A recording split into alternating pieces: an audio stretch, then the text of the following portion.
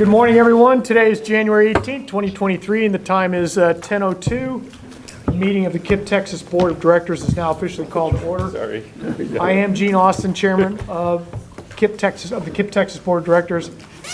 I'm presiding in person over this meeting at our campus in Austin, Texas, our Austin Ridge campus. Board members today are, and please respond as I call your name. Bill Boyer will be here soon. Peter Brodsky. Here. Jennifer Canales. Here. Cleve Glenn is not attending. Lauren Gore. Here. Pepe Guevara. See you, Pepe, Yes, Pepe's on video today. on video. Dolores Lozano. Present. Gretchen Miller. She is soon to be here. Ethan Phillips. Here. Patricia Ponton. Here. Shauna Ravensborn. Here. Sorry. Sean Raymond. Here. Haven't seen Manolo. Okay. Alex Sharma. Here. Allison Thacker on video. Are we not hearing them? Muted. See Allison. Velma Villegas. Here. Kent Wallace. Here. Thank you. Darla Whitaker. Here. Okay, and myself. For the record, a quorum is present. This meeting is being video and audio recorded. We have made this meeting available for members of the public to view by Zoom. If we have members of the public watching this meeting, we welcome you. I remind you that this meeting is for the board to deliberate and act, and unless you have previously signed up to speak, we appreciate you attending and hope you and your families are healthy. So we'll now open with our agenda. First item is I'd like to welcome our KIPP Texas staff, Seba Ali, CEO, Vanessa Berry, Hey, COO. Allison, just checking that you and I can hear each other. We can hear you. Can you hear us? Okay. I know what's pointing. Larry Guillory, Chief Administrative Officer, Dr. Deidre Harp, our Interim Chief Academic Officer, Sun Han, there you are, you snuck in on me, CFO, Ann Scott, Chief Advancement Officer, Erin Slazak, she'll be coming, who's our Deputy Chief of Advancement, Adam Jordan, hi Adam, Managing Director of DDI and Achievement. Addie Gomez will join us later. She's our Chief of Advocacy and Community Impact. Laura Howarth, Deputy Chief of School Operations. Cicely Taylor, Chief of Staff. And Ellen Spalding, our Legal Counsel. I'd also like to welcome Sarah Queen, our KIPP Texas Austin Regional Board Chair. Hi, Sarah, welcome. Thank you. And we're going to, that brings us to the next item on this agenda, which is our mission moment. And I'm going to turn it over to Sarah and Shauna for that.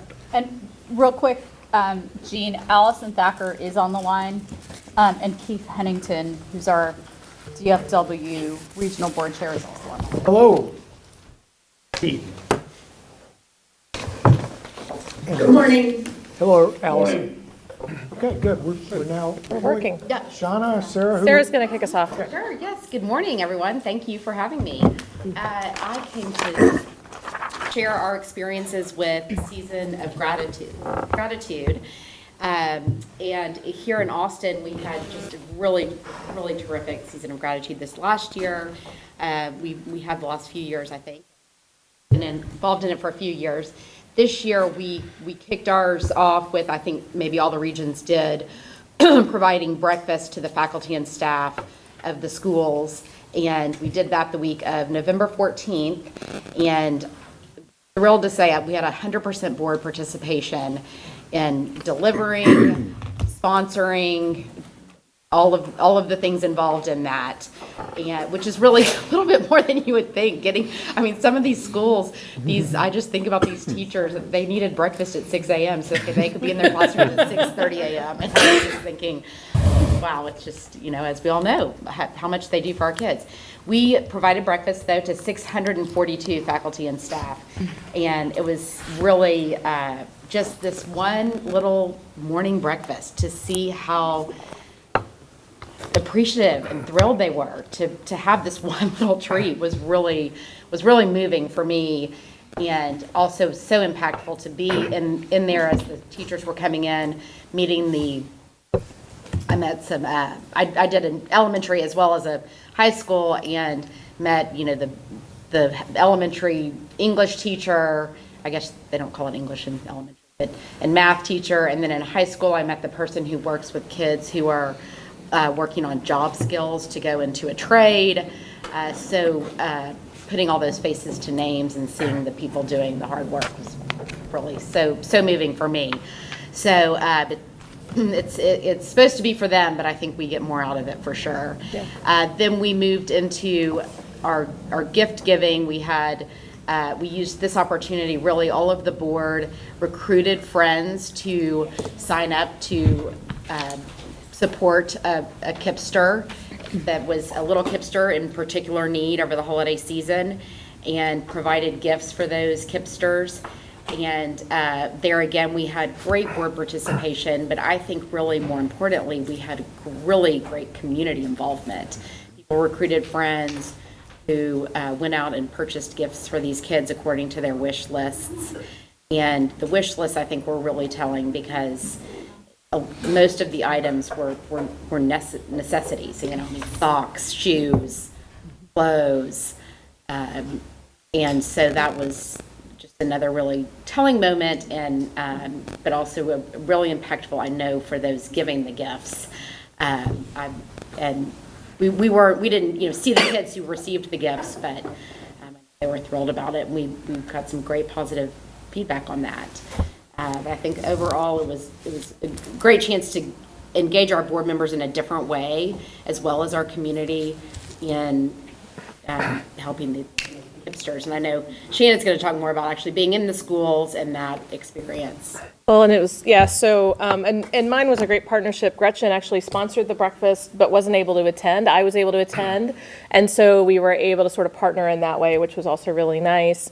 I was at a middle school actually, but it was interesting because it was, when I got the note, like, yeah, you need to be there by, 6:15. I was like, wait, 6:15? Like, really? Okay, let's go, right? And part of it is, that first, I guess about 45 minutes or an hour, right, is the kids coming in, being dropped off, and but they're going to classrooms, they're engaging with the teachers, listening to them all joking, the teachers wearing jerseys, and engaging. It was right before the winter break, so everybody was sort of ready for the break and going into that when I had a chance to do it. But it was also really interesting for me because there was right outside, the way the teachers lounge in that school was at a corner in a hallway, and right outside there was a desk where there was a teen girl who was clearly had been having some interpersonal struggles with some of her classmates, and listening to, and so like they had her sitting there. She wasn't in the classroom, they had her there, so she was still around, but the teachers were there and engaging. And so, I could sort of hear part of that conversation as they were trying to help her through, like, the ups. For anyone who's had teenagers, right, and middle schoolers, there is a lot of drama, right? And listening to a lot of drama, and listening to them, right, really help her think through the drama, think differently about that relationship, and maybe this isn't as much a good a friend as you think they are, and maybe you're trying too hard, right? All the things that. So it's really powerful to hear, though, that, right, it's not just about the academics in the classroom, which is critical and why we're here, but also helping them build those interrelationships, and understanding that if they didn't help her through that interpersonal drama, she wasn't going to be listening in class. She wasn't going to be paying attention to the math lesson, right? That those interpersonal skills and those relationships that those teachers clearly had with her are so critical and so impactful. And so I think that's an important part that we sometimes don't always see, is those really interpersonal relationships that the teachers have with the students. So I just wanted to mention that because it was really an important part of the day, and clearly, right, helping put that student on more solid foundation for then when she went into her first period and would be ready for learning that morning. That was as early as I have ever picked up bagels in a week. Yeah, Clearly not Gene Jewish. helps out here in Austin as well, which Gene is always willing to pitch in with the Austin Regional Board, which is so great. And that, y'all talking about how early it was reminded me that I was getting taco delis at Taco Shack, which is the place that opens the earliest for anyone who needs to know here in Austin. And even being in there, they knew this was going to all these teachers, and they knew they started early, and they were, I mean, the manager had never comes in that early. They were all working so hard to get we're hurrying with these tacos. So they were kind of part of the team, which was really neat too. But then arriving at school, to your point about arriving and seeing some of the students, at the elementary school, seeing these kids, it's still dark out, and these little, sibling pairs, maybe a third grader and a first grader holding hands, just waiting for the doors to open. And they've been dropped off by their parents who need to be at work early, and seeing them, the older siblings holding the little one's hand tightly, and they didn't know who I was, so I said, "Good morning, do you want to come in?" They're like, no, we're supposed to sit here until someone opens the door. And that was also really just That's cool. touching moment. Good stuff. Thank you all very much. While we're at it, I forgot, Justin, you weren't on my list, so I don't want to forget you, though. Justin Scott, ladies and gentlemen, our regional superintendent here in Austin, is joining us as well.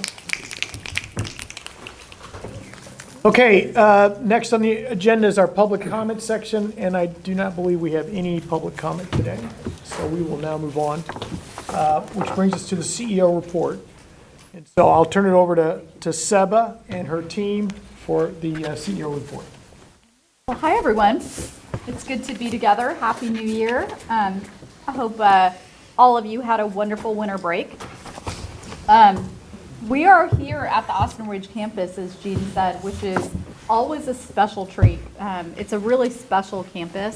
We have 3 schools on this campus, and just a lot of really amazing things happening. A couple of us, Shanna, Sean, myself, just got to do a quick walking tour of the campus, and it was just really, really fun to meet a little 4th grader, Ephraim, and a little kindergartner, Carmen, who joined us for the tour. They toured all the classrooms with us. They had a lot to say, and they were incredibly proud. Ephraim was incredibly proud to take us to his own classroom. So it's just a beautiful, beautiful way to start the day. Justin, thanks for helping us get our steps in this morning and taking us on a walking tour of the campus. Morning, Manolo. I actually want to turn it over to Justin to talk a little bit about KIPP Austin Vista. As you may recall, this is a school that we are sunsetting at the end of this year. The board voted on that last year. And the school is on this campus, so we wanted to highlight it today. And, I won't steal Justin's thunder, but I'll just tell you that it's just the school's having a fantastic year. Fantastic year. So, Justin, do you want to talk about that? One moment, Justin, before you do. Board, I was remiss in not telling you about these iPads. The board documents, the board deck is on the iPad. If you click the button twice, you should see the board deck. It's one iPad per 2. So feel free to scroll through the board deck as we go. Also, before Cicely gets mad at me, this little sheet of paper, if you didn't do it online, which were the instructions you were given, we need you to fill out this sheet of paper today before you leave, which is your name, your region, and your KIPP Live. It's for the website that goes with your mugshot. In the case of Peter, mugshot. In the case of the rest of us, headshots. But we're all supposed to get our pictures taken, which is also down the hall at the break. So all my housekeeping, I screwed up, but I'm done now. Justin, thank you. Thank you. Good morning, everybody. Morning. I'm really excited to talk to you about how Vista's doing. I think Seba spoiled it a little bit, but having a terrific year.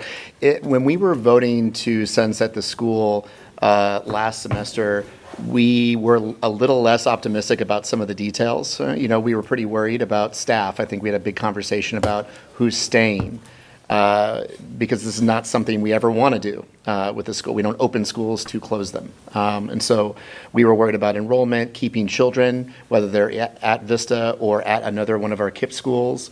We were worried about leadership and the leadership of the school. In fact, when we voted to sunset the school, right around that time, the school leader had resigned for the following year. And so, we were optimistic about the path, and we knew it was the right thing to do, but there were some facts that we needed to face at the time. And that's kind of what took us into the spring.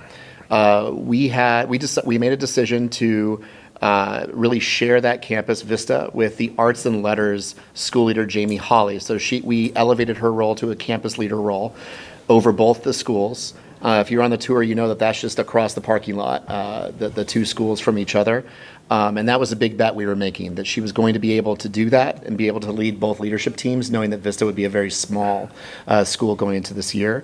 That worked out very, very well. Her ops lead, Leah Branderhorst, has really stepped up and really supported in many, many ways both campuses. It's been a leadership opportunity for her to expand in her role, which is an aspiration that she has anyways. Their average daily attendance is some of the stronger ADA that we have in the region on a consistent basis. I actually learned this morning that I had to double check this, but the school's lost one student this year that hasn't persisted, which is just unheard of. And so to me, before I even talk about any of the other wins, which there are a few more, that's significant, right? Because bar none, we wanted to keep all of our kids, right? And make sure that they stay with us, and make sure that the year isn't just a basic, let's keep you this year. We wanted to make sure it was going to be the strongest year they've ever had at the school, and make sure that we go out with a lot of joy and a lot of excellence. And that's happening. Our kids are staying with us. We've lost one teacher this year at the school, and it was anticipated, and they were moving to a different role at another middle school, music teacher. And so that is tremendous and pretty unheard of at the rest of our schools in terms of teacher retention. And so that's pretty terrific. At the time, we were making a big bet on the school leadership, and we were really hoping, because at the time the school leadership team, this was a morale, really hit their morale, that this was going to be the last year for their school. And so we were worried that their leaders would stay, and one of them in fact did, and the principal didn't resigned, like I mentioned. All three leaders want to continue, and all three want to be principals for us someday. One of them is moving through the PIR process right now, and we'll see where she lands. But for all intents and purposes, Alexis is now leading the school on the ground, and Jamie is now coaching her, which was not in the plans. That's actually above and beyond what we thought was going to happen. Bobby Smith wants to interview for SSL, another entry-level program that we have in school leadership, which again, some of the conversations I had with her earlier on last year, I wondered if she would stay with us, and now she is even more committed to staying with us.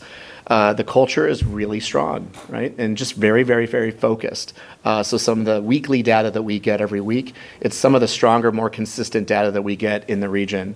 And so, a lot of positives. I think, we're not only delivering on a strong year for kids, a joyful year for kids. It's actually, in many cases, above and beyond what we thought it would look like. And now we're in the midst of planning for an end-of-the-year celebration for the school, which is going to be fantastic. Everyone's excited about that. One other tidbit just speaks to the culture of that staff, which is really just band together, and just their mission is to make this the best year ever. That's their mission coming into the year.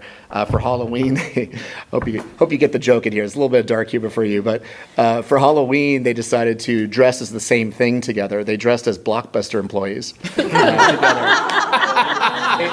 They sent me a picture of that. I'm like, this is the funniest thing I've seen all week. It's so funny, right? But that's the kind of culture they have. They're like, we know what's happening, we know what's coming up, and we know what we need to do. We know what our job is, and all of them they all want to stay with us. And so they're currently meeting with HR and talent to make sure that they have a pathway to another job with us. They're getting a lot of different options. We had a town hall with them in December, letting them know, this is what the process is going to look like for you. This is how it will be different, because you're already an employee with us. And so we're just maintaining a lot of confidence in the processes, and now we just need to follow through on that for this semester. Justin, can I Please. just share a personal anecdote? I had an opportunity Friday night. I was actually at a friend's party, and one of her family friends' children is Danny, who's an 8th grade reading specialist at Vista. And so I had the opportunity to chat with her, and I was like, she was so enthusiastic. She was literally gushing about her job and how much she loves it. And I asked her how she was feeling about the school closing, and she said, I knew when I took the job. Yep. I'm so happy I did, and I have lots of great career opportunities, and I'm confident that KIPP is going to take care of me. And it was just like this really very positive and uplifting conversation. So it was exciting to see that. Yeah, I'm often asked, in the process, because it wasn't a smooth process. It was hard, right? In short, and I think the thing looking back that we did well and we continue to do well is just total transparency about where we are, what the facts are, and it was very painful in the beginning. That very first town hall we have. I'm looking at LMH right now. I can't remember if you were there or not. Remember, it was like me. Seba was there. I think Anne. Were you there? No. JD was there. I think. I mean, it was like. And I were there. Yeah. And it was tense. It was very, very tense. But we were still transparent with what we knew to be true. And all along the way, I think we've done a pretty good job of that. So I think that's been a save for us. I think it's a great note too, Justin. I mean, one, right, super kudos to you for leading the district as well as all of the staff that's supporting, right? That kind of culture and motivation and excitement doesn't happen without all of you guys helping them know and support them through the transition. So one, kudos there. But also, like, what a moment to stop and document best practices, lessons learned, what you did to ensure that it was a positive. Because while we certainly hope within our district it never happens, but I suspect, right, school closures happen within the broader KIPP network, or even just there's other disruptions that come along, and we sometimes don't stop and take a moment and say, why did this go well? And let's make sure we're capturing that so that we have it on record and on note for future issues. In an event that could easily lead to distrust between KIPP and the community, you have built more trust, which is quite a statement to the leadership, everyone who was involved in that, right? You've built more trust. People believe in you guys, what you're doing, why you did it. It's great. It's a fantastic story. I mean, an example of that with the leadership team, while we were having these hard conversations, there were also just some on-the-ground realities that were really painful for staff, like in the infrastructure, just awnings to, shield kids and staff from the rain. I mean, if you've walked through here, and this morning we caught some rain. And so there were some promises that we made that we also kept. So kudos to ops as well for just hearing people and then jumping in. That would be one example of, we're going to be transparent, we're going to be optimistic, and we're going to be very, very clear on what our mission is together, and we're going to just follow through on everything we said we're going to do in a timely way. And I think over time that's really built trust. All right, thank you, Justin. Yep. Justin, I know we're not spending a whole lot of time talking about KIPP Alegria today, but we just walked through the building on a tour, and we have a really special story about the school leader. Can you just share that with us real quick? Sure. So we, that school, if you remember, it was a consolidated school, so leadership and connections, if you remember that from a couple of years ago. And it's had a hard couple of years as that consolidation took place. Went through a couple of leaders, and we were, really intensely focused on the success of that school. Hired a great school leader who was with us for about a year and a half, and in December she resigned pretty unexpectedly. And so we were left thinking, on a Thursday morning, everyone clear your calendars. What are we doing here? What's going on? And we had to really dive into that. By the end of that Thursday, decided that probably of all the things, all the spaghetti we're throwing against the wall, probably the one that stuck the most was getting an interim, one of the APs at the school, to really step up in a limited, temporary way until we find a permanent successor. We decided to choose Terencia Walker, who is a longtime KIPPster. She was a member of the very first KIPP Austin class way back when. She went to and through college and came back and taught, and then became an assistant principal after becoming a coach, an instructional coach, and is now one of the strongest APs at the school. And so we tapped her And we're just, I hope she says yes. This is very sudden. She's going to have to process her leader leaving and stepping up and trying to figure out who's going to replace her in the work, right? If she's going to step in. Before we got finished with the ask, she had already said yes in the middle of our sentence. I'll do whatever you need me to do, which is always a good sign. It's always a good sign. But she has really stepped up in a major way. She's also a parent. Her kids go to school there as well. So she feels that there's this personal responsibility for the school's success. That school has never been stronger. It's one of our strongest schools in the region. It grew, I want to say, from a C or a D to a high B in 1 year, this last year. And so just a lot of momentum at the school academically, and the culture is really strong. So if you were at the school, you probably just felt that vibe of just, this is an intentional environment. I didn't know the entire leadership team was going to show up to see us with ambassadors. I thought it was just going to be Terencia, but that's also a testament to that leadership team. I think I was telling Sean in the moment that when we were having this conversation with the leadership team about this really tough transition, one of the leaders, first of all, they all just got excited about Terencia when we announced with the staff and told parents, Terencia's phone was ringing off the hook. Just lots of congratulations. Everyone's excited about her. And this is an aspiration she has to lead and be a principal someday. And she's going through the process now to find out if she will be the permanent leader or not.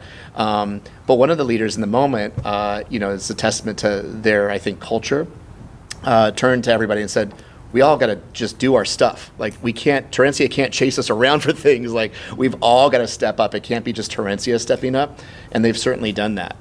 Michaela on the tour mentioned to me on the side when I asked her, just, how's it going? You guys doing okay? And she's like, we're still doing exactly what we know to do. We're still just focusing and centering kids and the student experience, and centering each other in the experience and caring for one another. And the school has not missed a beat, which is also a testament to the previous leader, right? And it's also a testament, I think, to Terencia Walker and her work on a daily basis. Yeah, she's pretty great. Pretty awesome. We want all of our KIPP schools one day to be led by our alum, right? We want the whole organization to be led by our alum. So when it starts to happen, it's just really neat. She's the second KIPP alum at KIPP Texas who's leading this school. Okay, so we are going to jump into some updates. I am going to do this organizational update, the CEO report, differently than I've done it in the past. So I'm trying something new. You let me know if it works, and what to change. I'm going to talk a little bit about the board scorecard, which is always in your board book. This is not a new scorecard. It's been in the board book for a long time. And talk a little bit about the power metrics, which are the metrics that are drawn directly from the board scorecard that T2 looks at every Friday together to determine where are we winning and what are our challenges. I'm going to share with you some wins and some challenges that are top of mind for me in this moment, so that you just kind of get an insight into, as a team, what are we kind of lifting up as places where we think, okay, we've got this, and what are some things that are really challenging for us in the moment.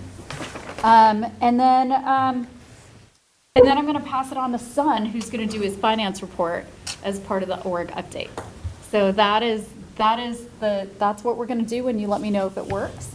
You will hear from our other chiefs today, but you will hear from them in their deep dives.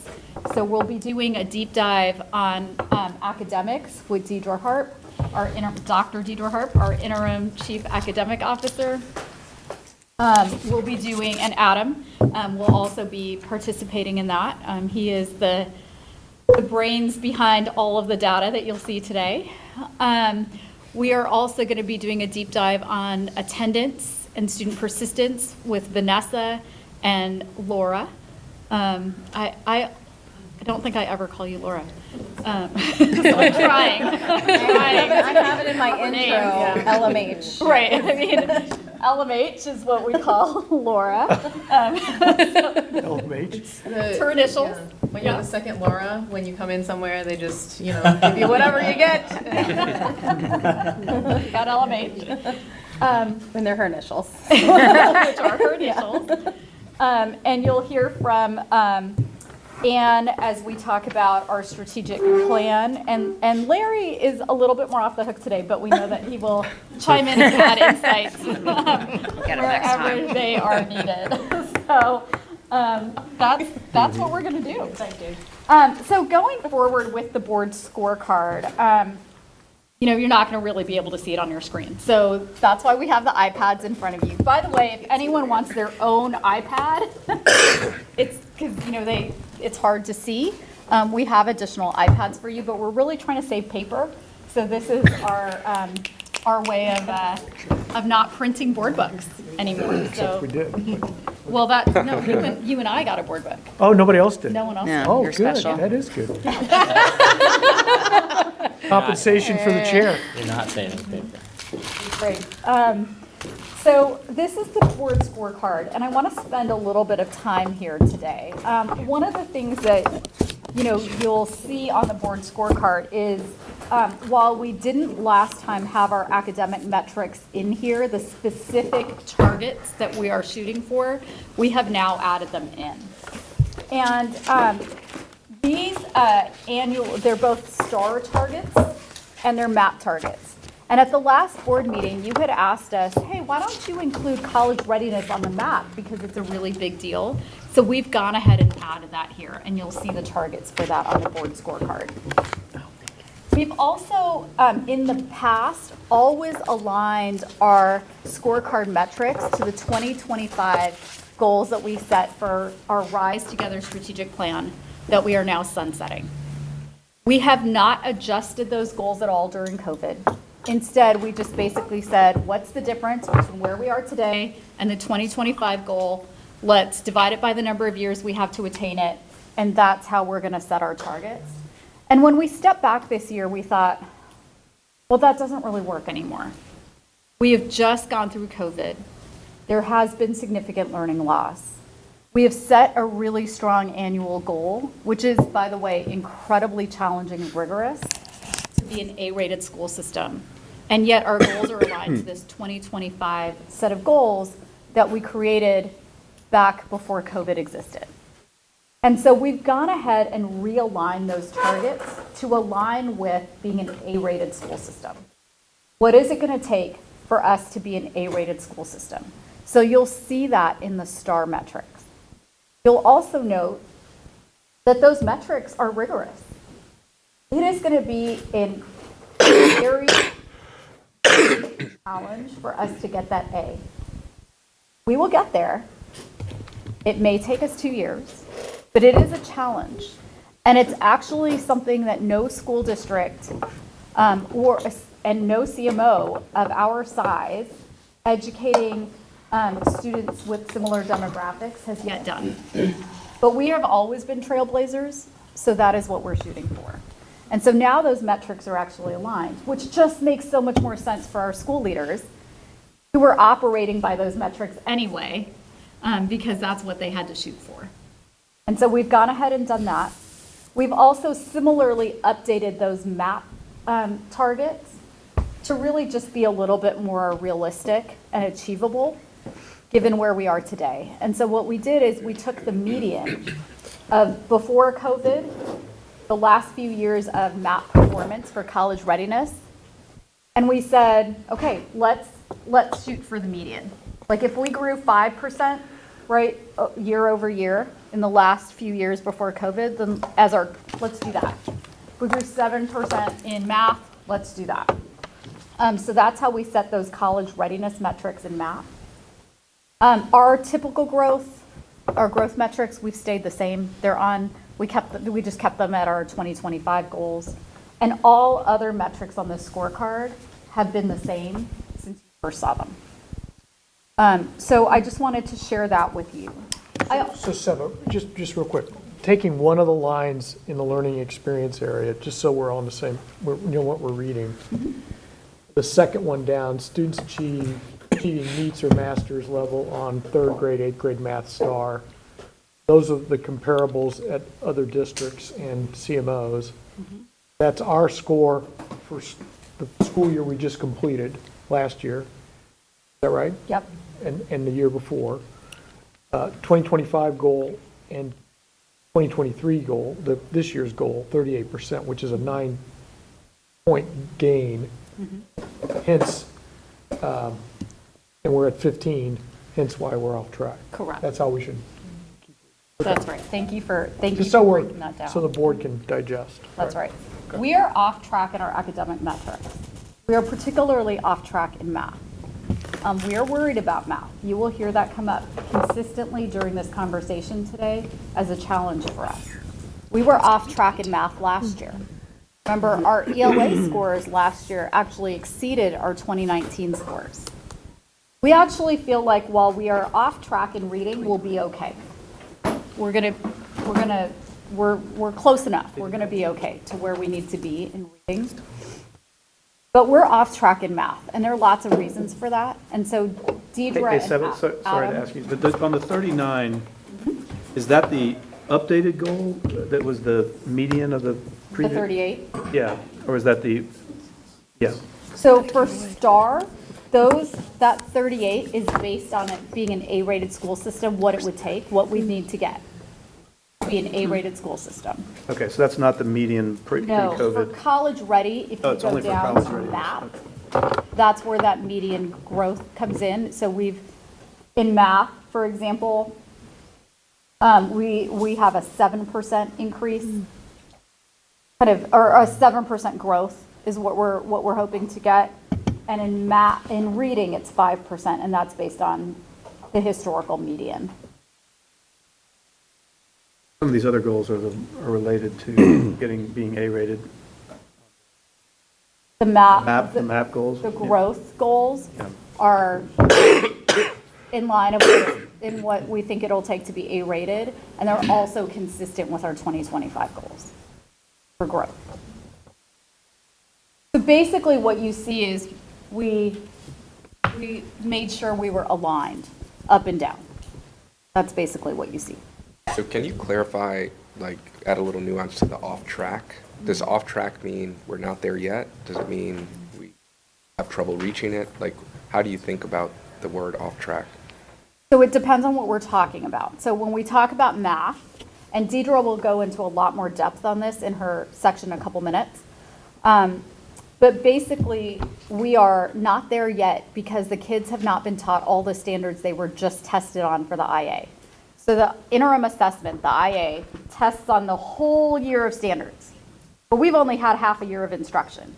So we wouldn't expect kids to be on track. They haven't had the second half of the year of instruction. So that's in line with what we would expect to be true. In addition to that, even for half the year, we're behind where we want to be. So it's both. For reading, we feel like given, again, half a year of instruction, reading standards are more kind of taught in a cyclical manner throughout the year, right? They're repeated in every novel the kids read, in every lesson. They're repeated. And so we would expect those scores to be higher than in math, and they are. And we know that we've actually done better in reading post-COVID than in math. And that still continues to be true. We're still off track in reading. Again, this test tested the whole year, right? So we know our kids will grow in the second semester, but we're not as concerned about that. We're concerned. I mean, we have our eyes on it. We're not letting our eyes off of it. But we're not as concerned as we are with math. So the concern is that you just don't think you can make that up or achieve that goal for this year, for the school year? The thing with our math instruction that we've seen coming out of COVID, or not math instruction, math performance, is that it has really declined. Before COVID, our math performance was always higher than our reading performance. And it has severely declined during COVID, and we understand why. It is really hard to learn math from home. Kids lost a whole year, and they forgot the concepts. They forgot the thinking behind the concepts, right? Understandably, we see this across the country. And so it's just that we have a long way to go in math, which is why we're going to continue to focus on it and be concerned about it. Our math scores were in line with what we saw in other districts last year, but that's not good enough for us. We just think we have a lot to make up from before COVID when math was our shining star. So Seba, the math scores, just to be clear on that, Does it mean they've declined at every grade level or just certain areas? Certain grade levels like algebra or any one of those areas that are probably much more complex? Yeah, I mean, they've definitely declined across the board, but they have had a more severe decline in places like algebra. Adam can probably talk to the exact grade levels where we've seen the biggest math decline. Do you want to just share where we've seen the biggest declines in math? Yeah, I think right now, two of the hot spots are definitely Algebra 1, where we, especially 8th grade Algebra 1 used to be a very strong point for us, and now it is a lower math course. And 3rd grade too, right now is an area of concern, as those students are facing online testing, their first STAR test. So we know we have additional things to work on with the 3rd grade students, in addition to math standards. And so also, so we understand this, because I'm sort of familiar with some of that, it hasn't just impacted KIPP. It's been a statewide impact. Nationwide. So Nationwide. nationwide, really, but I'm talking about Texas and San Antonio and Austin and Houston. So it has definitely been a statewide kind of process. Yeah, for sure. And we'll have a slide in a little bit. And with our assessment data from this November, we are able to compare ourselves to the Houston area, and I'll say why it's just the Houston area, but we see our trends mirror, the other students in the Houston area very closely. Like where we're low, others are low. Where we're higher, others are higher. So very similar. In both reading and math. Yes. So board, the next section in the agenda is a academic performance report, so I think we're going to get into a lot of these topics. Seba's point is that the scorecard now reflects what's required to be a rating, right? And yes, we can see some very big jumps from where we are to where we need to be. Okay, thank you, Jean. So that is the board scorecard. When we look at the specific power metrics that T2 is tracking on a weekly basis, these are directly from the scorecard. They're a subset of what's on the scorecard. So you're not seeing anything new here. I just want you to see the metrics that we really have our close eye on as the leadership team. And so you'll see those metrics there. Again, these metrics have really guided us in what are deep dives today, right? So we're having an academic deep dive. You can see like we're off track there. We're having an ADA and persistence deep dive. That's somewhere where when we look at our metrics, we have a lot of work to do. So that's how we're thinking about those power metrics, just so you understand what we're looking at on a daily basis. I applaud how you guys are starting to structure the way you're looking at how the schools are operating. It's good stuff. It's really helpful to have conversations about the data together as a team on the weekly basis and make sure that it's aligned up and down with the board scorecard. The board scorecard is aligned to my goals, which I'll redistribute during executive session. My goals are aligned to the chief's goals and the RS goals. Those goals are aligned to our heads of schools goals, which are aligned to our principals goals, which are aligned to our teachers and AP's goals. So it's really up and down the organization. Thanks to the work that Larry and his team have done, those goals are all aligned. I want to turn our attention to where we really think that we are winning and where we are facing some really big challenges this year. So a couple things, and again, I know it's a little bit hard to read.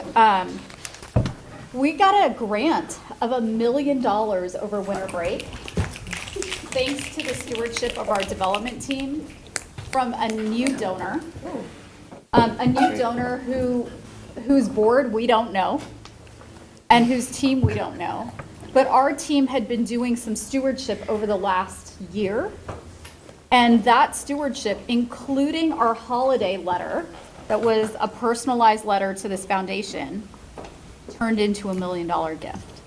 So that's a really big win for us, and it really illustrates how much that stewardship really matters, even when in the moment it may feel like it's not, having the same fruit it does one day. From an operations standpoint, we have done a lot of work on the marketing side, Vanessa and her team, and it's been really successful. Last week, we surpassed our application goal by 600 applications. That is a huge win for us. And we also know that the majority of our applications for student applications are coming in as a result of the marketing that we're doing in our communities. So that's really big for us, and it's setting us on the right path. From an advancement perspective, I just want to applaud our strategy work group. Y'all have been just deeply engaged in the strategic plan, and it's been we've had some really fun and engaging conversations and debates as a strategy work group, and as a result, it's making the strategic plan just really strong and really exciting, and we're going to be able to do new things as KIPP Texas, and in many ways fulfill the promise of KIPP Texas. So we'll talk more about that later, but I'm really, really thrilled about that. So Ethan, thank you for leading that group. Finance, we had, as a result of some of the things that, happened in the fall, we went ahead and implemented new credit card systems, as well as some other new corporate systems like EasyCater instead of using DoorDash, right? Or using a business DoorDash instead of someone's personal DoorDash, using Amazon Business instead of people ordering things on their own Amazon account. And it has just made us really a lot tighter from a sort of compliance perspective, but also just from a really being thoughtful about how we're taking care of and being good stewards of our money. We're really excited about that. Hey, Bill. Hi. Bill, how's your morning gone? Over here, between Dolores and Lauren. Hello, everybody. Good to you, Bill. I don't know, I don't have a spare. I'm waiting for a tow truck. So, gosh, full house. Wow. So from an academic standpoint, Deidre will talk more about this, but you really pushed us at the last board meeting to think more about our emergent bilingual learners. And we've really taken that seriously. We have really provided a lot more in-depth support, board meeting to board meeting, of our emergent bilingual learners. And we're seeing the growth and improvement in their results. So we thank you for that push. And we hope you continue to do that for us. And then from a leadership perspective, our T2 team, our executive leadership team, is really healthy. We're functioning really well. We're really strong. It's been a really good run for us over the last several months. So we're really grateful for each other and proud of the work that we're doing together. On the challenges side, we have some really significant challenges that we're facing this semester. So one, just from an organizational perspective, we are sunsetting ESSER. As you recall, that was a $136 million grant as a result of the CARES Act that came post-COVID. It was a time-bound, one-time grant. It came in 3 stages, and over the next 6 months, we are largely sunsetting that with some carryover funds, limited carryover funds into next year. That's a lot. We hired 500 people with that grant money to work in our schools and our SSP on behalf of our children. So it is something that we need to be very, very thoughtful about, something that the entire leadership team is really involved in and thinking through. Again, on a weekly basis, we are really thinking through our strategy here, and it's going to be big. And school districts across the country will face the same thing. Academics, we talked about. We have 3 big leadership hires to make. We are interviewing this week our San Antonio Regional Superintendent candidates. Thank you to all of you who participated yesterday on those interviews. I heard they went really, really well, and we have 2 strong finalists, so that's really exciting. Our San Antonio Regional Board also interviewed the candidates yesterday, and they participated in a staff panel. I will interview them with Larry on Friday, and then I will have lunch, dinner with them next week, and we will be close to done with that process. We've launched the search officially for the Chief Academic Officer and the Chief of Schools. I'm splitting those roles in two. And so those job descriptions I will be sharing with you over the next couple days. Thank you for sending them out, and I will share more about where we are in that process during executive Do you mind session. explaining the reason behind making the split? Or- Yes, I will talk more about that in executive Later. session today. Okay. Yep. From an operations standpoint, we just got to work on student persistence and ADA attendance. We have a lot of work to do on both of those things, and it impacts both our ability to achieve our mission. We want our students to stay with us, and it impacts our budget. And so we are really having to think through with a lowered attendance rate. Again, like almost every school district in the state and country, we are really having to think through the impact of that on our budget. And last, we're really trying to mitigate some additional construction expenses that are about 4.5% of our construction budget where we're over. We're trying to figure out how to mitigate those because that is significant for us. And Seba, just to confirm, the attendance is really, it's not enrollment, right? It is attendance, classroom attendance. Because so many of the other districts, it's enrollment as well. It's all of those the things above. for It is us. both. Okay. It's all of the above. Okay. Enrollment, attendance, and persistence, unfortunately. Okay. Attendance, I mean, a lot of schools are facing a huge gap in their just baseline enrollment, which we saw too, not as significant of a gap in enrollment as others. Our attendance is pretty comparable. We are losing students at a faster rate than some of the schools that we compare to. So that enrollment and persistence kind of go together. We saw it on the front end, but we're seeing it more throughout the year. We'll talk a little bit more about that in a few minutes. So with that, are there any other questions for me? Okay, I'm going to turn it over to Sun to do the finance report. Thanks, Seba. So we remain strong, in a strong financial position for fiscal year 23 and 24. Fiscal year 23 is right now, fiscal year 24 is next year. The board scorecard's in front of you. There's been no change since you last saw it. I think it was in November. So fiscal year 22 was the year that was just last audited, and then fiscal year 23 is the current year that we're in. We continue to utilize ESSER, which is that federal stimulus that Seba talked about, for budget support in fiscal year 23 and fiscal year 24, which is in line with our charter peers and with most ISDs. ESSER, literally stands for Emergency Relief Grant Funding.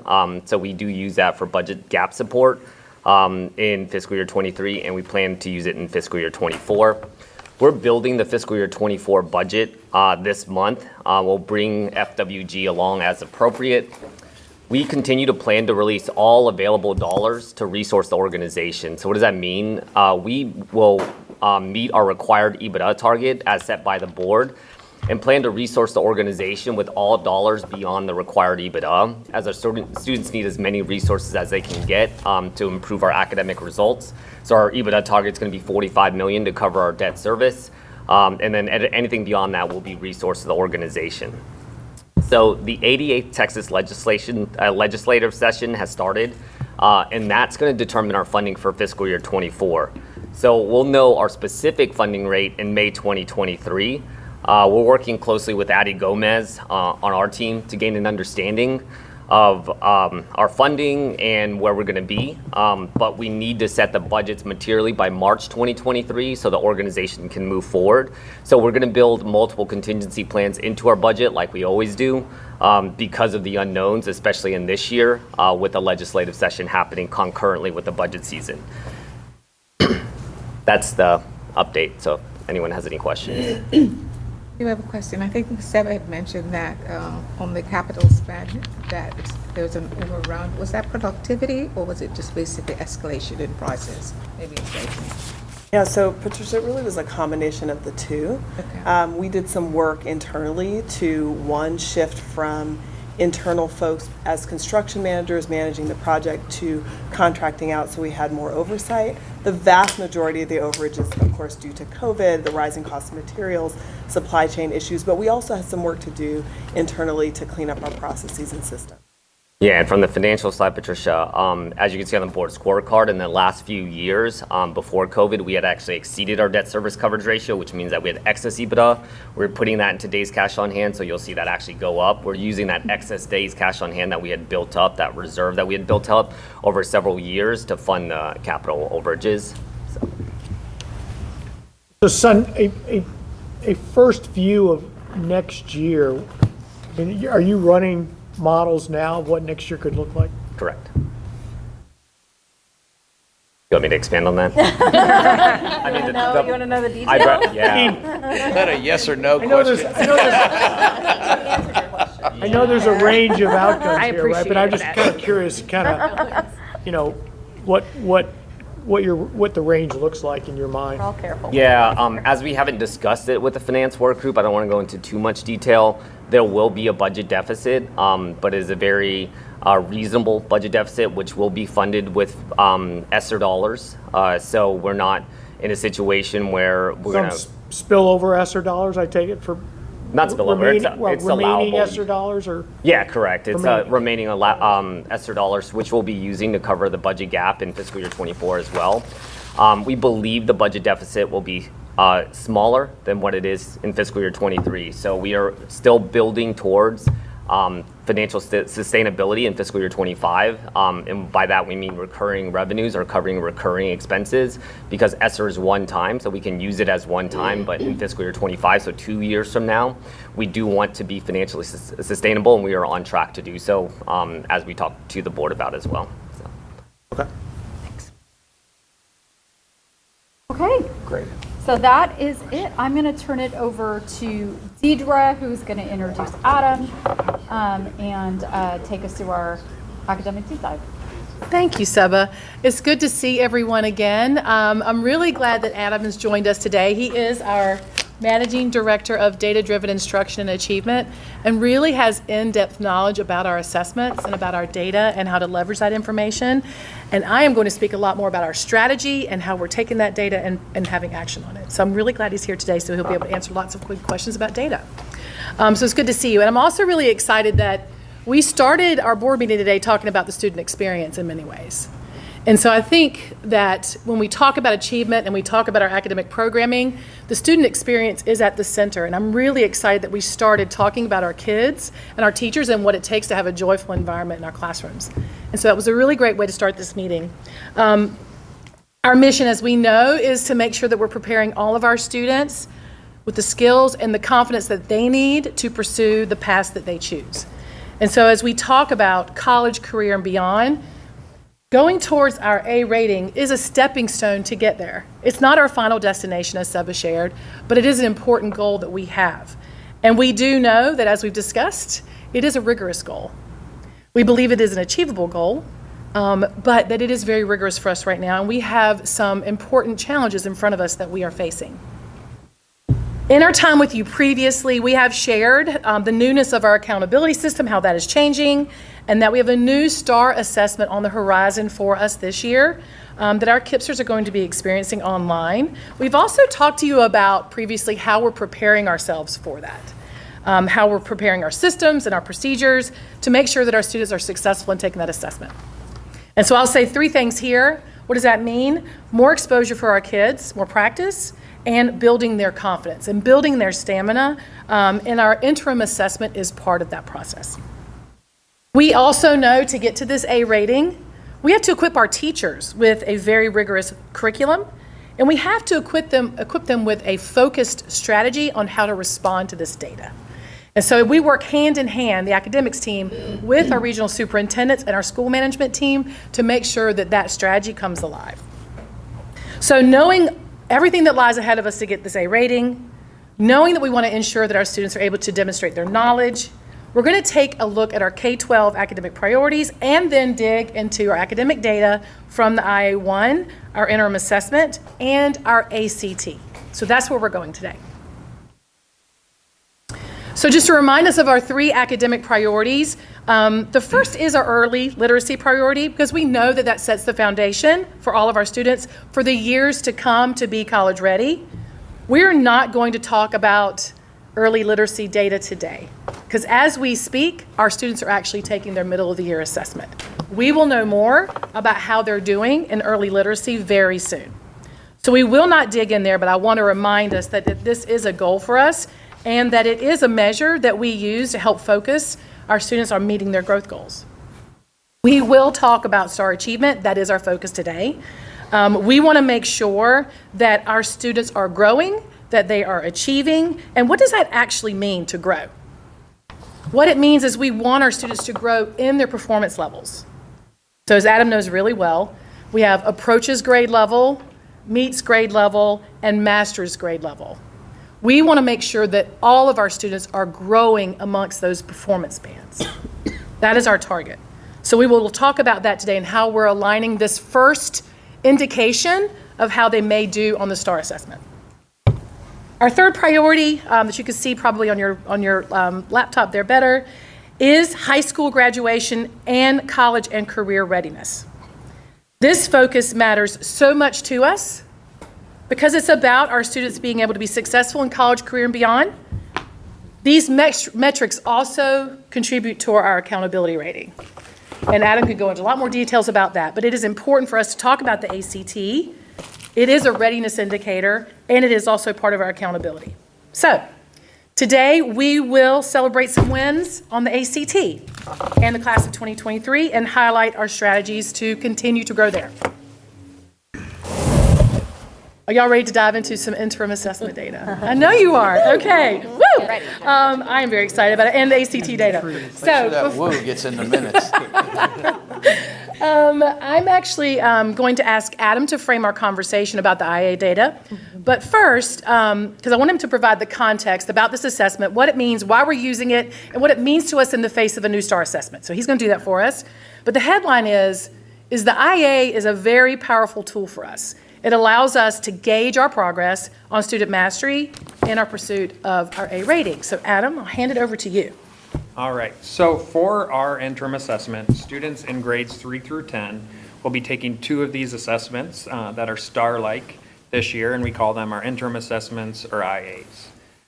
As we head into the STAR 2.0, the new STAR test, we made a decision to use the TEA interim assessments because it is the exact same platform that students will be taking the STAR test on, so then they can have the practice on the platform with the accommodations, with the new item types.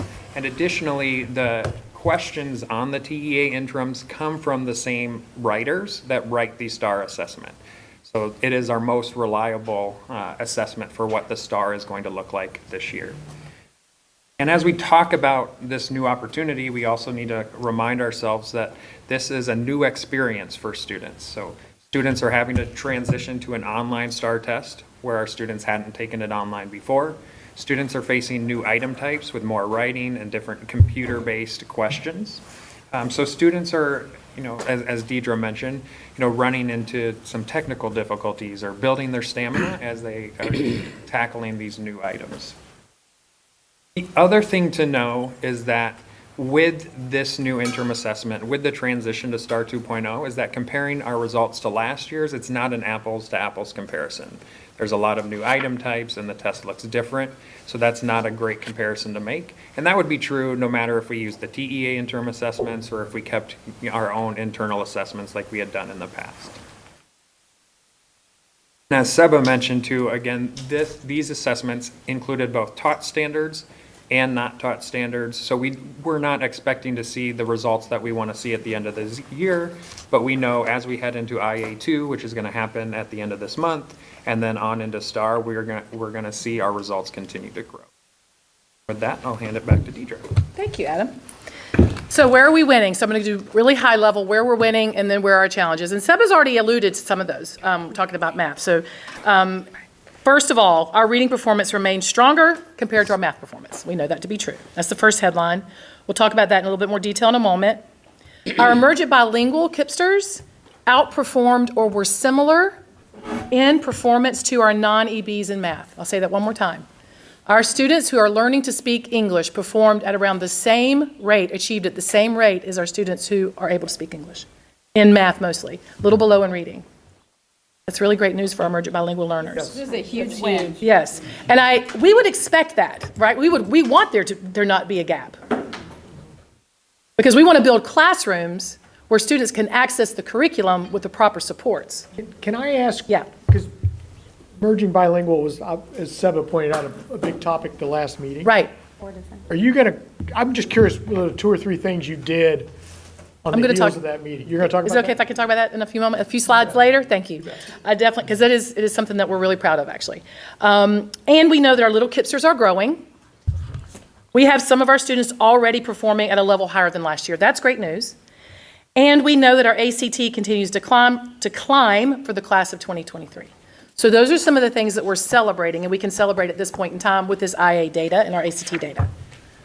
We also have significant layers of concern here. Math, as Seba alluded, is consistently low across the majority of our grade levels, with 4th grade, I think someone asked earlier, was there an exception, with 4th grade being the exception, the only exception. We're seeing a slight gap in performance in reading for our emergent bilinguals as compared to our non-EB, but it is a slight gap. We also want to see more of our students growing than we're currently seeing. Is that a hand raised? Yeah. I'm so sorry. Thank you. I just want to go back to the interim assessment. Yes. What is the purpose of testing kids on material that have been taught? Why do we do that? I mean, especially for math. You want to speak to that? Yeah, and that's a good question, and one that we wrestle with, every year with the assessment strategy. And there are a couple ways to look at it. One, this assessment does provide predictions based on algorithms of students' past IA results and their STAR results. So there's a benefit to having that prediction this year that we haven't had before. It's a little bit flawed this year because it's based on the old STAR test. So in future years, it will be a better data point for us. Then additionally, especially coming out of the pandemic, students do have prior knowledge related to a lot of the standards, and we can start getting data on what to adjust in first-time instruction or what pre-teaching is needed as we approach on grade level content. And so as teachers analyze that data, we make sure they have a lens of what's been taught, what hasn't been taught, what's coming up, so they can use the data in the right way. So when we say math performance is consistently low, is that both on taught material as well as material that hasn't been taught? Yes. Yes, it is. It's still a decent predictor of where the student is, even though some of the material they haven't been taught. Correct, it is. That's really your point is, plus they get to go through the testing, get used to how the testing runs. Correct. And additionally, it's not the only data point that our schools use. They use weekly formative assessment data as well that they marry with this interim assessment data to create a picture and a strategy. But it is a good question, and I do think sometimes it provides a point of frustration. And so we want to be really careful with our students that they don't experience that frustration as they're taking an assessment, and we normalize for them some of these things you have yet to be exposed to. How could you not get frustrated being taught on something you don't know? Yeah, it is. How many times are in grade levels 3 to 10 how many times are the students being tested? 3 tests plus the actual? We do the interim assessment twice during the year. Yeah. And then we have weekly formative assessment on the curriculum. 3 STAR tests. Well, so the 2 interims and then STAR. And then the right? STAR So that's test. 3, yeah.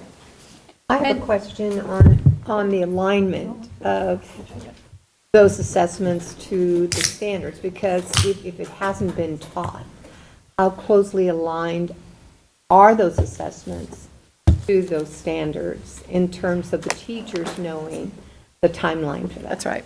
That's the job of our academics team, and both our state level academics team and our regional level academics team, to make sure that that our curriculum and the standards being taught is revealed where there are gaps, and that teachers have a roadmap to know what is coming so that they can plan for that. And so there has to be a marriage between what standards are being taught in the classroom, how it marries to this IA assessment, and where we're going with the STAR. It's not something that we do in the dark. It has to be informed. And so our curriculum and the way in which we leverage our teams is to make sure that that's really clear. Let's Justin keep was- going, oh, Deidre. okay. Just Sorry. one point. The interim assessment that we gave our students this year was created by the TEA, just so everyone understands. So it actually also gives us comparison, which you'll see in a minute, to other school district performance. So that's another reason that we give it. So this isn't something we made up ourselves and just put all the year standards on there. It's actually a TEA released practice test. I'll just quickly comment. I think there's a little bit confusion into what does off track mean, right? Like, if I haven't been taught something and I don't demonstrate a mastery of it, am I off track or am I actually on track? There's just a little confusion there. It's both. I mean, Right. it's the kids are off track in part because we would expect them to at this time of the year because they haven't been taught everything. But more concerning than that is even on the standards that they have been taught, their performance is not where it needs to be. Right, and I think that's the interesting part. So next year, like a year-over-year analysis to like this point in time on the IA, we're like better or worse than we were at this point last year. Right, I think we're not there yet, but that seems like a really Well, and we important. can't do that this year because the test is brand new. exactly. So we don't have that comparison point, but that's partly why we gave it, because we want to be able to look at that data next year. Thank you for saying that, Seba, and that does tie to Adam's point about it not being apples to apples, but that does give us an ability to do that next year that would be helpful. I'm going to move us forward, yeah. I'm sorry. Jean, Pepe had a question. Oh, Pepe, sorry.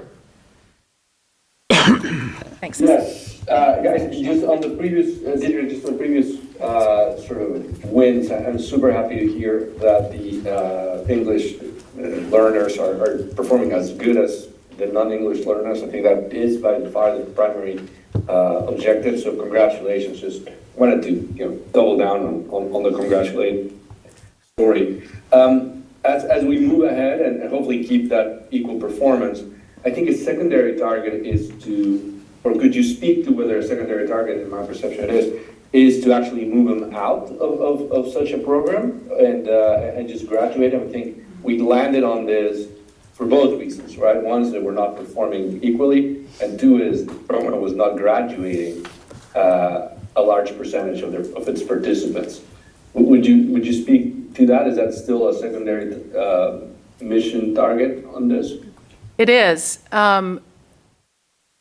We know that. I know that's longer term, right? It is. No, it's something that I'll be able to tell you about kind of in September probably of next year, how we did with that this year. That's a data point that is delayed. But it is a focus in that we want to make sure, I'm going to go ahead and skip ahead on this with this question, but we want to make sure that our students are able to exit our program, and that means that they are developing English language at a proficiency level as measured by the TELPAS. And so what we're doing this year along that line is to make sure that our TELPAS administration is strong, that our teachers and our leaders understand the importance of that test.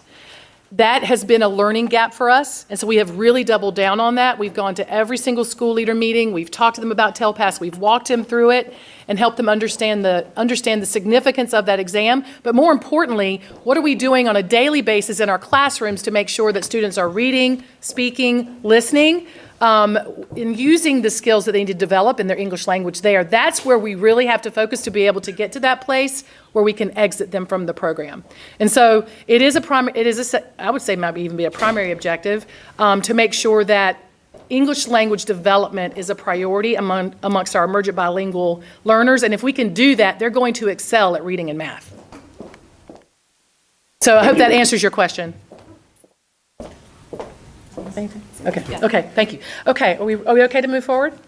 Okay, thank you. Adam, I think I'm asking you to talk a little bit here about math and reading. Yeah, so again, our headline number one is that reading performance is stronger than math.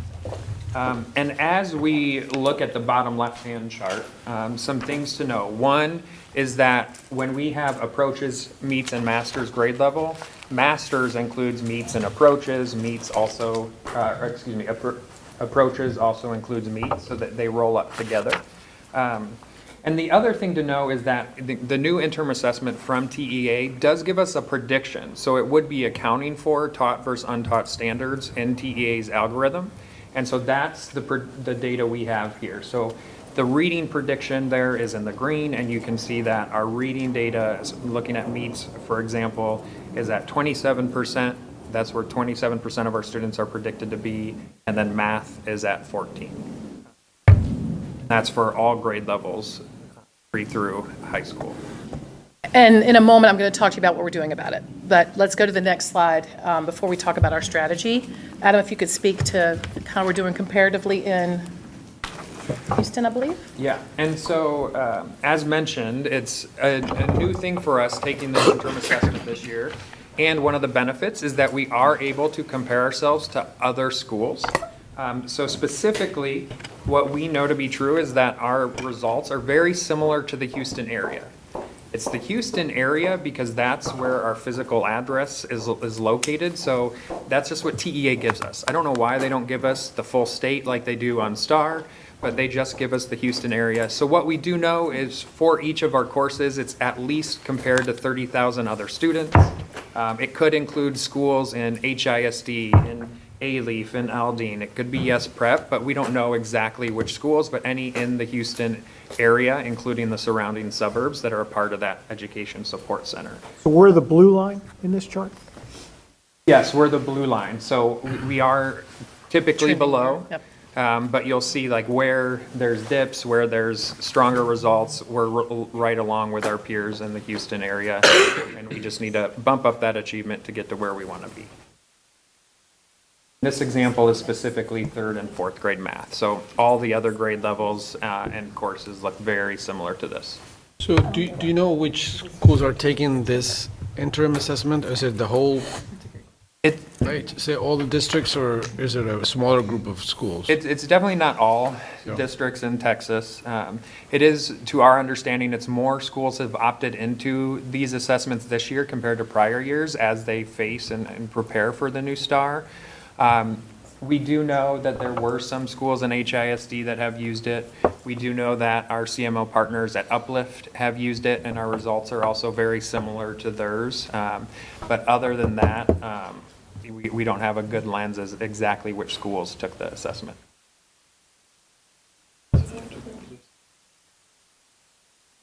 Adam, did you say some schools within HISD?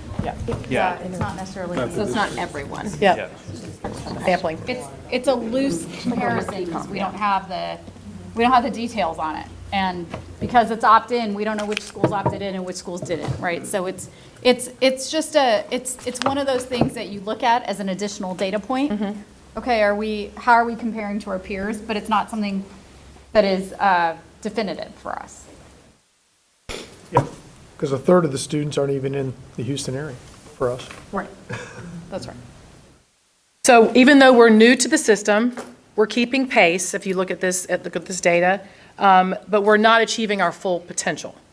We're not where we want to be yet. We need more practice, we need more content taught, et cetera. So as we talk about our strategy at this point in time, I want to focus on the word targeted. And so now that you've heard a high level around our reading and math scores, I want to talk to you a little bit about some targeted strategies that we have in place. We know that our curriculum is rigorous. We know that it develops conceptual understanding. Within that curriculum, as we've talked about, it's necessary that we're able to have multiple at-bats for our learners, and that we know on a daily and weekly basis how they're doing on the standards and content being taught. And so this is really important for us at the school level, at our school leader level, to make sure that this curriculum is working, that the content's being delivered, and that we're assessing on it. So that's one of our key strategies. Additionally, we want to make sure that all of our teachers and leaders get targeted support around looking at data and making sure that data is driving an instruction. And so we're working with them to make sure that we're narrowing our focus on priority courses and priority schools. And so a regional superintendent such as Justin works with his deputy chief of academics to narrow the focus on the support that is happening and grade level focus, teacher focus, and schools that they want to prioritize based on this targeted support. Additionally, we want to make sure that we're adding additional resources in math. Math is the area where we're really concerned. And so what do those resources look like? We provide reteaching supports. We provide supports in assessing our standards to ensure that our students are growing in math. I think one of the most important things that is happening daily in our classrooms and in our schools is the way in which our leaders are coaching our teachers. And that's incredibly important to understand where those teachers are in the curriculum, where our students are learning, and that they're receiving targeted coaching from their APs more than likely, or their school leaders. Well, and we saw that today on the tour, right? Did you? Yeah. APs in classrooms. Every class.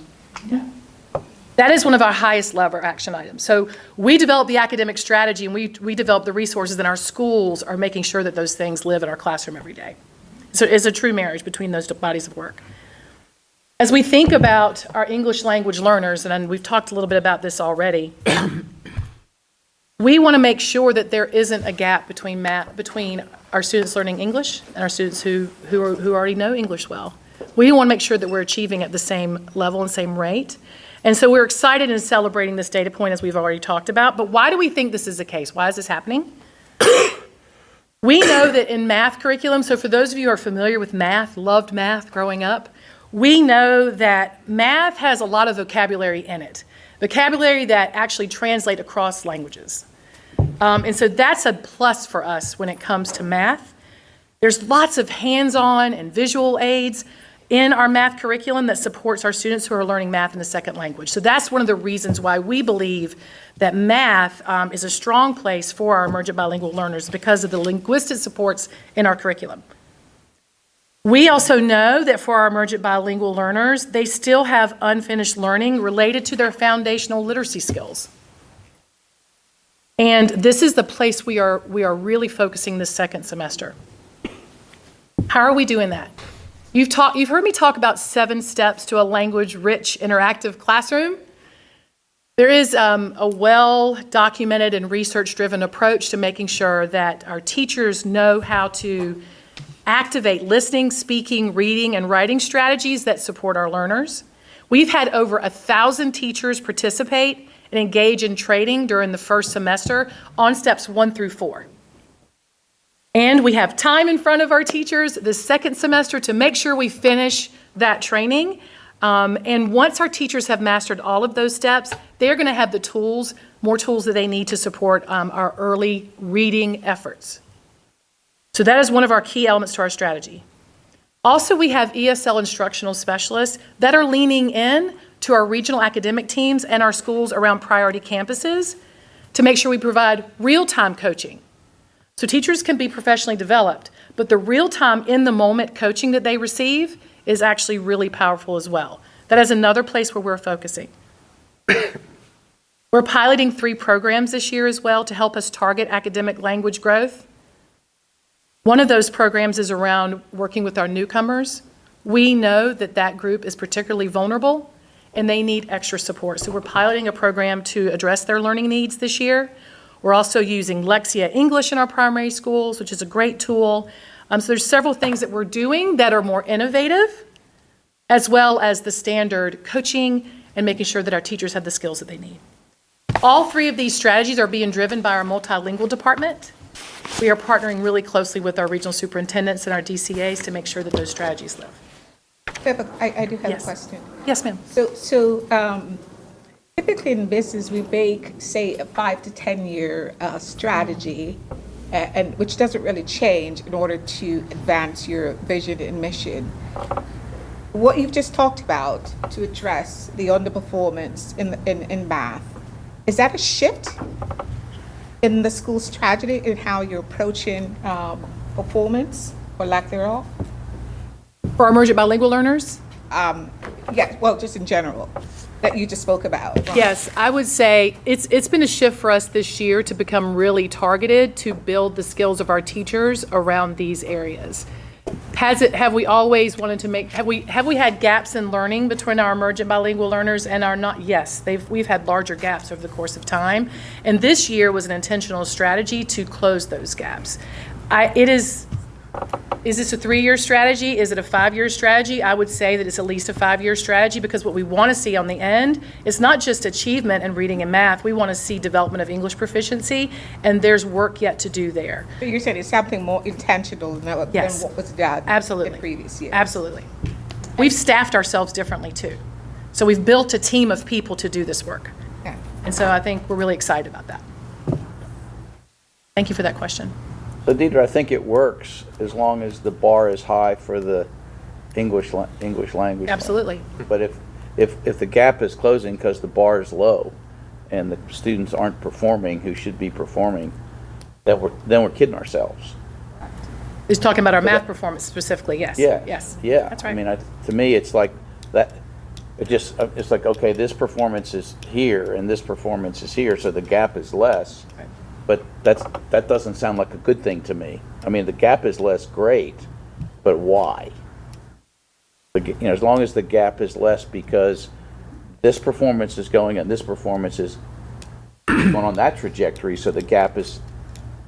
But I don't think we should congratulate ourselves if our math performance is declining, and as a result, it's catching up to our English language learners. It's the wrong way to think about it, to me. So I think we just have to be balanced, honest Absolutely. about it. Yep. But which is it?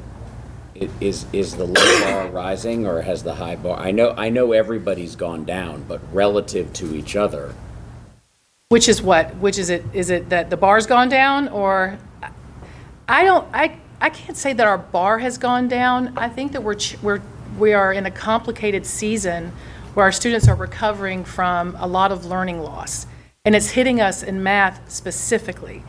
Our standard for excellence has not. Is that not your question? Our bar, okay. I mean, the performance. Yeah, our performance has dropped across the board in math for all learners.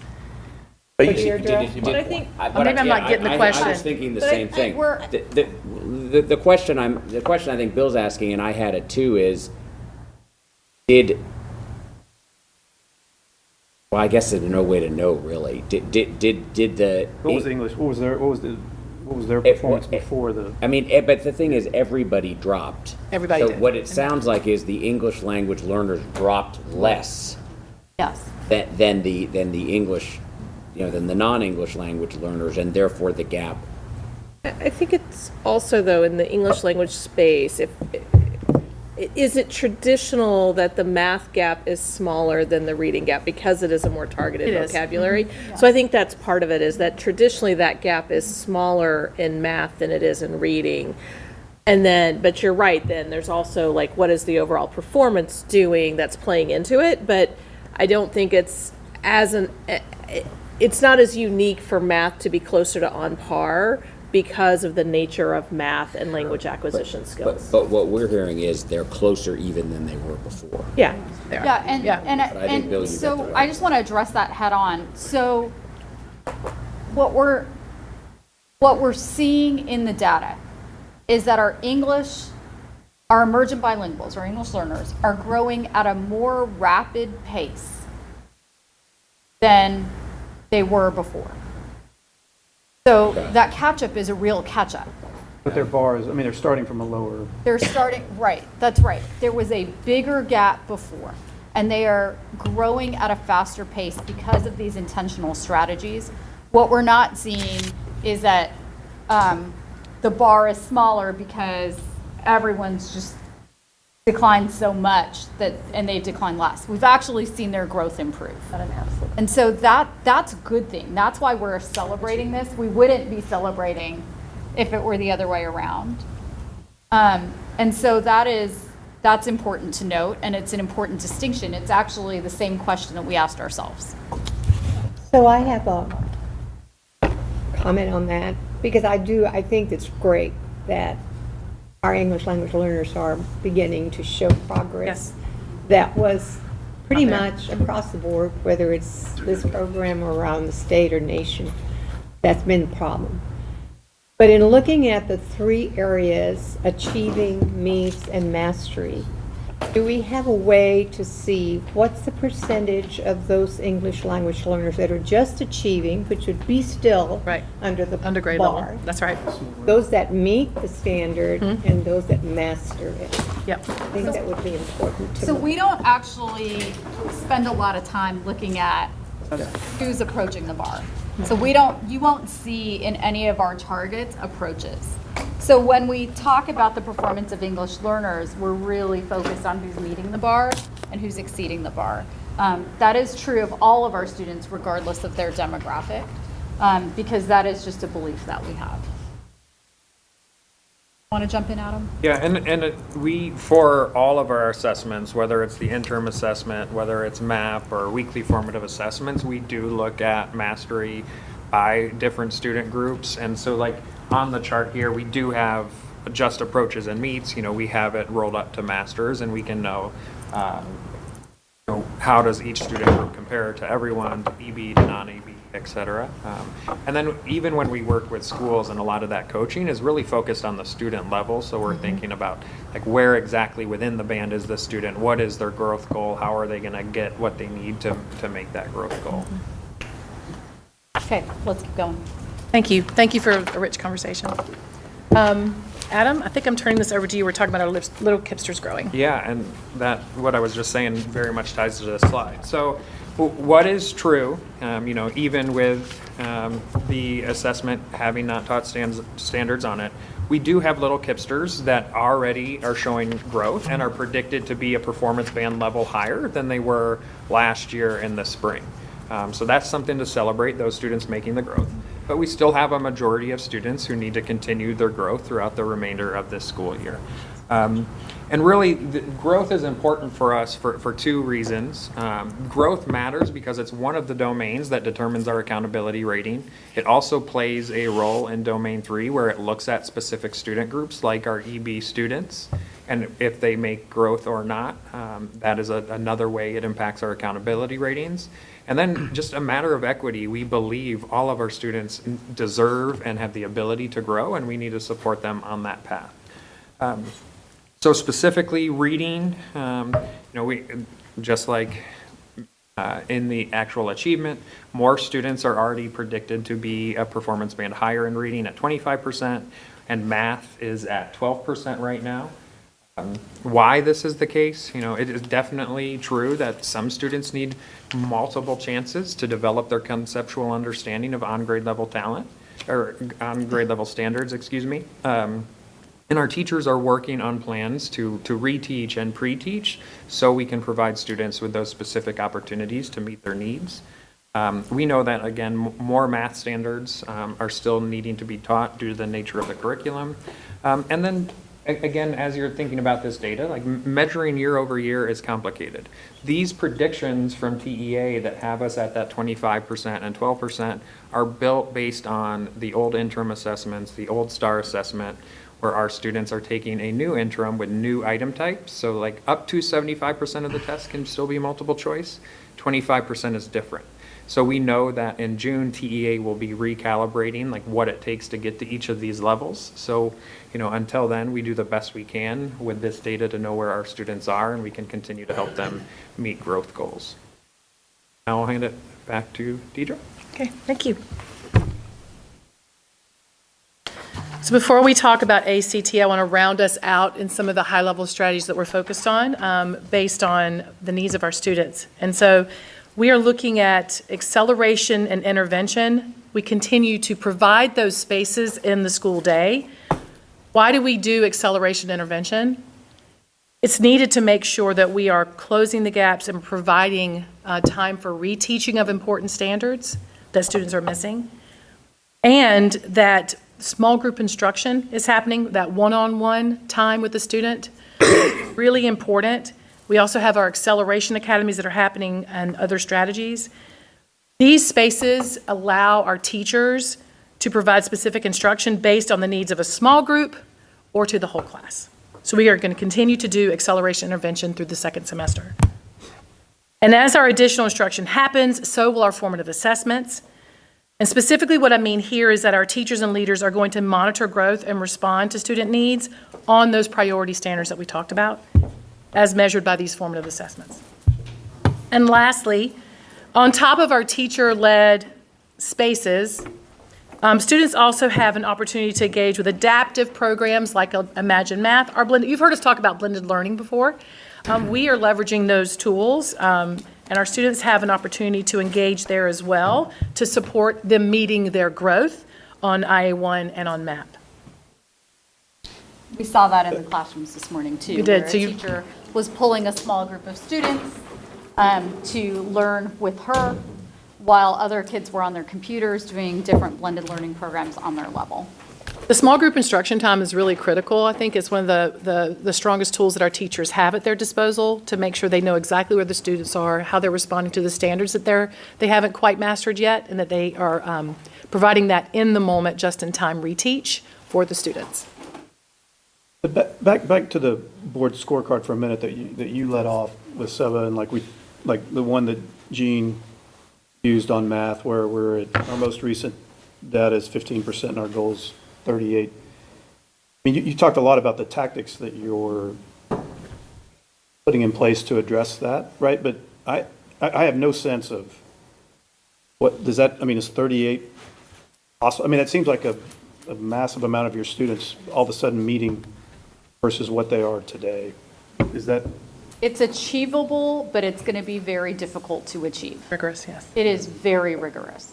Very difficult have we to ever- achieve have we ever- this year, or very difficult to achieve, period.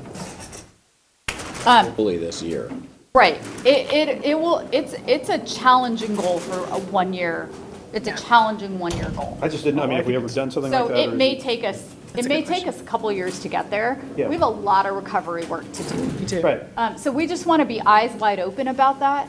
And we also know that at the end of the day, we don't really, we can guess what it's going to take to Right. get an A, but the state hasn't told us, and they won't tell us until after tests are taken in August. Right, so it's sort of like, The curve. it's a graded on a curve in a way. It's sort of like aiming for a basket but not knowing where the hoop is. You know, it's just a moving target for us, and they're still developing the systems. So we are, thankfully Adam is able to do a lot of really in-depth calculation based on the STAR last year, based on what we know about the STAR this year.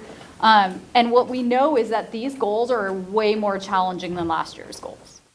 Because the test is more challenging, because what it takes to get the same score this year versus, last year versus this year is different. So one thing we know, for just by way of example, we got an 86 overall as a district this year.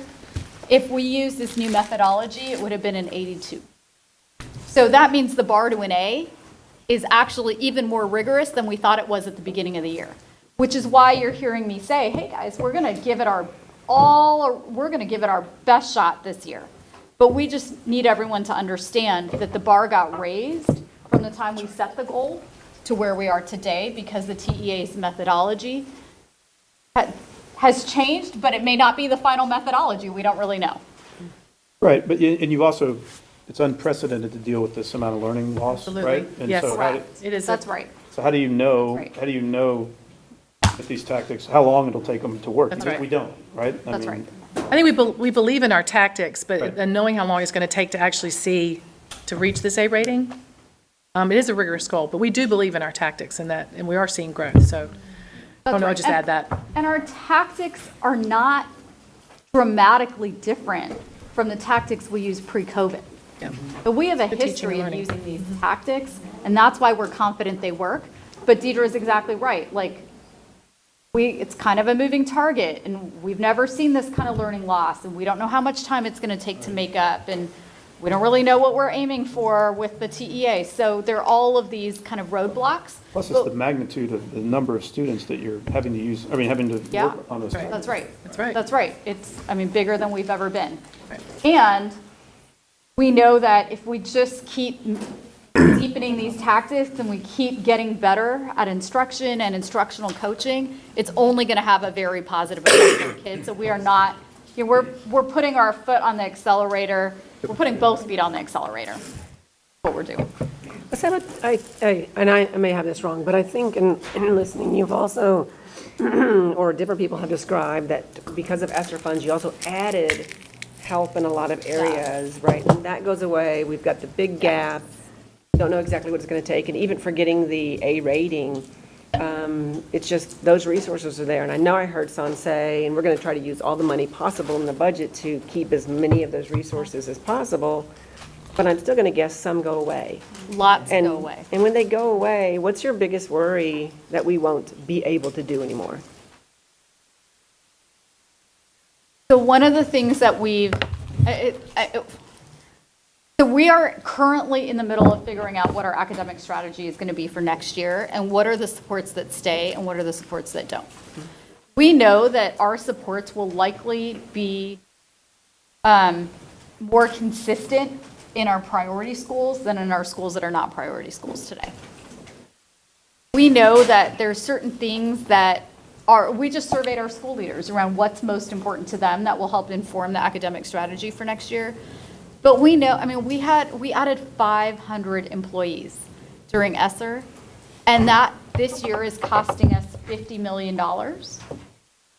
And next year, our allocation is very much reduced compared to that. And so we know that that's going to have a really big impact.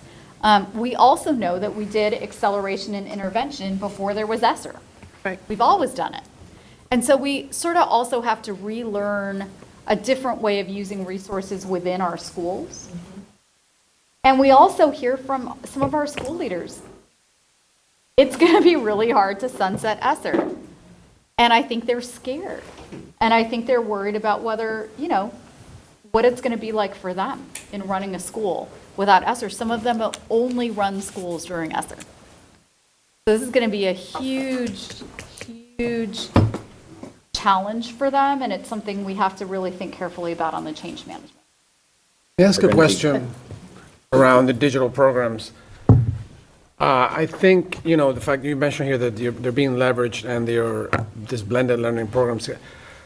I'm always fascinated by the perspective of technology getting better outcomes. So what exactly can you share with us around this digital programs? And what's the lift that you see on using these? Do you have enough, do we have enough traction, enough tested products to actually know where's the right path down the road?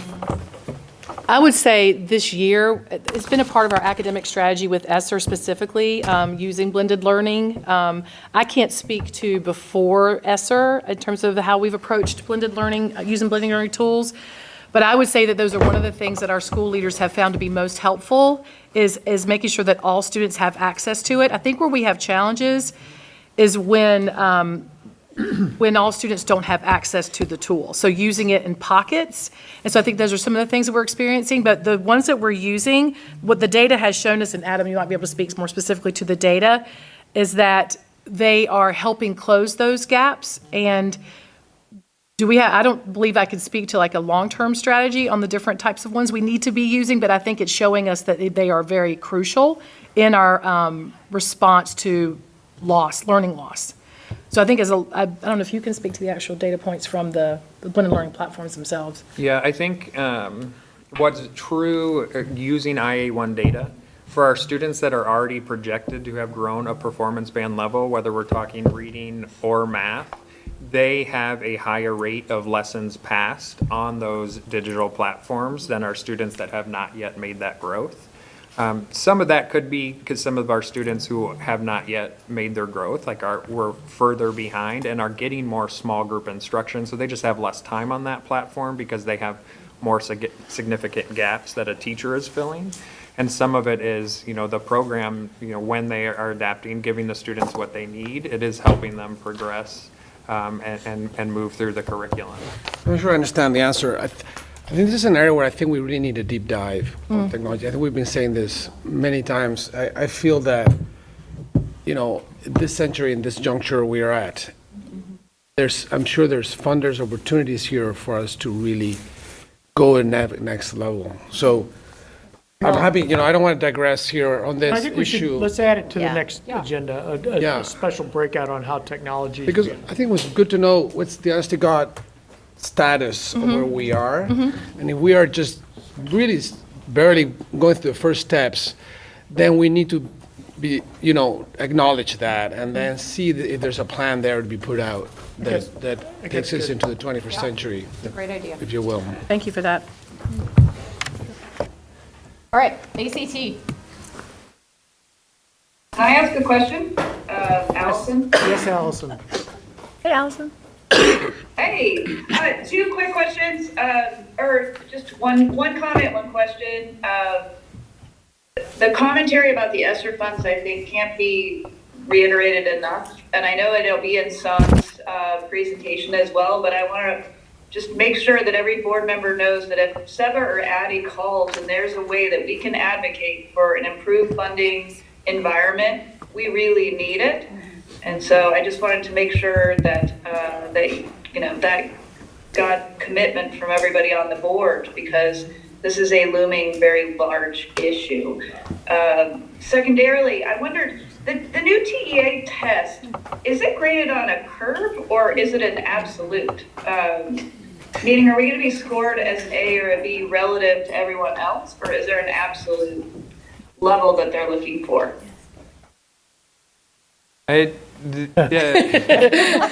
So it can happen in any one of those ways. So like when we get to our A rating, it can be absolute achievement, which is just based on star scores. It can be on student making progress. I think that might be the way, our fastest way to an A is student growth. So as we continue to grow and get to pre-pandemic achievement levels. And then there is a third way where it's achievement plus economically disadvantaged percentages. So it does get graded on a curve where schools get compared to the other schools with the same economically disadvantaged percentage. And that is something that, boosts our ratings, because traditionally our schools are performing stronger than schools with other economically disadvantaged percentages. Thank you. ACT, Adam. ACT. So with the ACT, if you look at the rightmost bar, we can celebrate that the class of 2023 is starting to see growth in ACT again.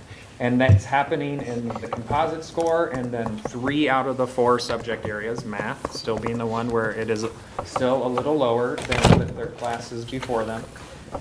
And we still must recognize that the ACT levels are not where they were pre-pandemic. So while there's been growth for a class of 2023 compared to 2022, that's something to celebrate, we still have a ways to go to return to those pre-pandemic levels and then go beyond. And then I'll hand it back to Dr. Harp for ACT strategy. Thank you. How do we explain the spike in 2020? In 2020, yeah, so this would have been like the last class kind of right before COVID impacted, because they would have taken the test already before schools started to close down. Over the courses of the year, pre-KIPP Texas and then as KIPP Texas was formed, ACT was a focus in all 4 regions. There were ACT interim assessments, ACT data days where teachers dug into those interim assessments and created plans for how they were going to integrate standards that align to the course, and then how do they cover standards that also don't align to the course, because that's true for ACT. And then there were things like boot camps and in students, there were other prep course opportunities in students' schedules. And that definitely contributed to the spike. It's just such a huge, stands out like crazy. And we were so excited about it. And then COVID hit. But the good news is those strategies are now not new strategies for us. They're strategies we've employed before. So speaking of those strategies, while we do see some bright spots, and we're getting closer to where we were pre-pandemic, even our pre-pandemic numbers are not where we want to be. It's what Jill talks to me about all the time. Y'all heard from Jill at the last board meeting. It's not where we want to be, and so we want to see more growth in ACT. And so what are we doing? We're doing 3 things, and these things are happening in our high schools. As Adam mentioned, the first is ACT boot camps. We put a lot of time and effort in our ACT boot camps. These give our students an extended opportunity to learn and practice their strategies for the ACT. They're really important. These boot camps are one factor in the class of 2023 growth, and so we're going to continue that strategy with our current juniors.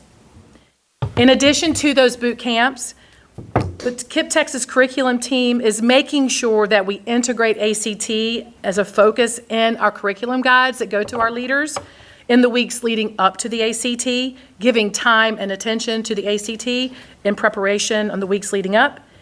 And finally, what we know is the more times our students take the ACT, the more multiple attempts they have, the higher their performance.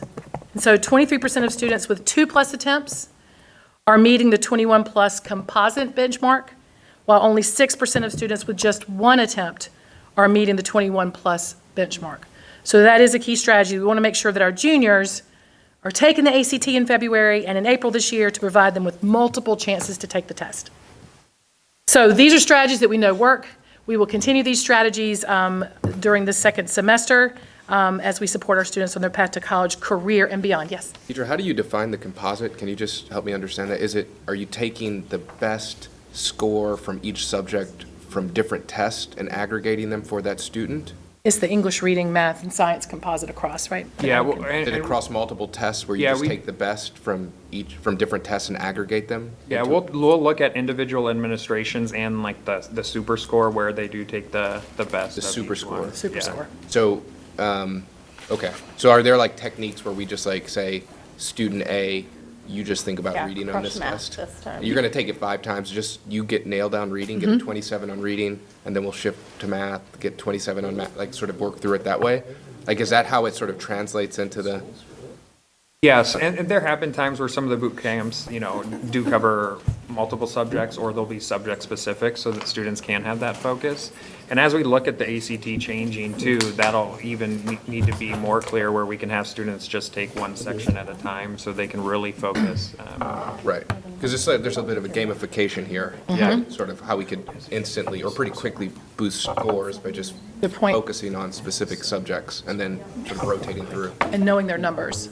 And then like making them aware, like you're at 23, just focus on math, get to 25, okay, don't worry about math.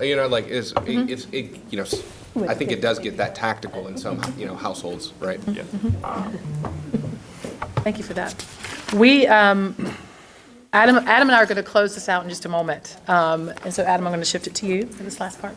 Yeah, so as we're closing out, I'm going to remind us of our key metrics. And again, these key metrics are helping us on our road to an A rating, for this year and beyond. And as we continue on, we're going to be using data daily, weekly with our next interim assessment so we can continue to refine our path to the highest rating possible this year and A ratings in the future. And that includes also monitoring what TEA is and is not telling us about the accountability system. And as we think about the A rating, like it would be great for KIPP Texas. We would definitely be able to celebrate that. But what's most important when we think about an A rating is what does that mean for the experience on the ground for our students and the quality of education that's happening when we have A-rated schools and we're an A-rated organization. And so to finally close us out, I'll hand it back to Deidre to get into more detail on that. For that point. And so please meet Joseph Parada Calix. He is a student at KIPP Houston High School. He has attended KIPP Texas since the 5th grade and is a 2023 Quest Bridge Scholar. That's right. That's something to celebrate. He received a full ride to Denison University, and this is what he said when he got this notification. It means that I made it. I worked so hard to get here for all 4 years in high school. It brings peace to know that I can continue school without having to worry or stress about the money. So to pay for odds and ends and expenses before he found out about this scholarship and to prepare for college tuition, he baked and sold homemade Oreo brownies at school. And there was a really high demand, and he would always sell out. But since winning this scholarship, he has stopped selling those brownies, and his college tuition is paid for, but his teammates often ask him to please whip up a batch. And why am I telling you this? I'm telling you this because I want to end our conversation with a student. I want to end a conversation with a student who has persisted, whose family and teachers and school leaders have rallied around him, and he is celebrating a huge accomplishment in his career. And so as we face these challenges and as we think about the overall academic program, I wanted us to end our time thinking about one child who has successfully, and I would say in exemplary fashion, moving on into his next stage of his life. So thank you for your time. We appreciate all of your thoughtful questions. Thank you, Dr. Hart. Appreciate it. You've done it well. You gave me goosebumps. I'm thanking Vanessa because Vanessa's actually the one that shared that story with me. He will be featured in the news in the next couple weeks along with our other Quest Bridge scholars. 3 of whom have been with KIPP since they were in pre-K. Yep. So we are getting some photos and stories of them so we can really document their journey with us all of their years. So yeah, it's great when we get to meet students like Joseph. Okay, that's great stuff. Way to end it. Really informative session too. Appreciate all the data. Good questions from the board as well. Okay, we're going to go to break, so I think we'll turn off the recording. Welcome back from lunch, everybody. I think I have to do a breather before I'm like, Our next topic is persistence and student retention. And I will turn it over to Vanessa Berry. Yeah, thank you. Yeah. Excited to be here. I'm going to give a brief voiceover on attendance and recruitment because we're really digging into persistence today. But before I do that, I want to introduce Laura Howarth, or LMH, as we will call her and refer to her. My teammate, she oversees all of our school operations. So everything operations related that happens in our school buildings, our APOs, our front office staff, our school office associates, and they manage 7 areas of core work is under her purview. Laura is a longtime KIPPster. This is year 15 for her. She started as a teacher in KIPP Nashville, worked her way through becoming a dean, ultimately a principal of one of their highest performing schools and a head of school, all at KIPP Nashville. She joined us right as KIPP Texas became one in DFW. She was a head of schools there and then became the regional leader of operations in DFW before last year when she took over operations for the whole state. So I value many things about Laura, but what I value the most is that she always brings the teacher perspective to everything that we do in operations, which is just really valuable for us to always have that, or the principal perspective, or whatever it is that we really need to be thinking through, because she's worn all those hats and she can bring them to the work that we do. So glad to have her here. All right, so before we get into persistence, just briefly on attendance, and I don't have a slide for this, but as Seba mentioned at the top of the call, we, like other school districts across the country, are facing a lot of headwinds as it relates to attendance. Our attendance year to date is 93.64, and that is against a target of 94.4 baseline target, and our target that we have more school facing is 96.1. If everything stays as it is, historical trends are consistent year over year, we project to end the year at 93.26. So we've, that is shy of our budgeted ADA, which is 94.29-ish. So Sun and I are working, and LMH and I are working on a variety. I'm sorry. Am I wrong? That seems like a little bit of an improvement from when we last looked at projections. It is slight improvement. We've had a couple of really good weeks that have contributed to that. And then we've also have some things that will come out of our attendance that will help it overall. So for example, we had a waiver day in Houston. When was that?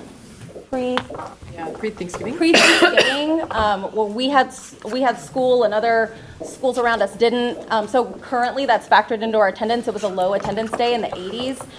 TEA has a rule that if the same day year over year is 10 percentage points or lower, they will pull that from your average daily attendance. That will help our overall attendance.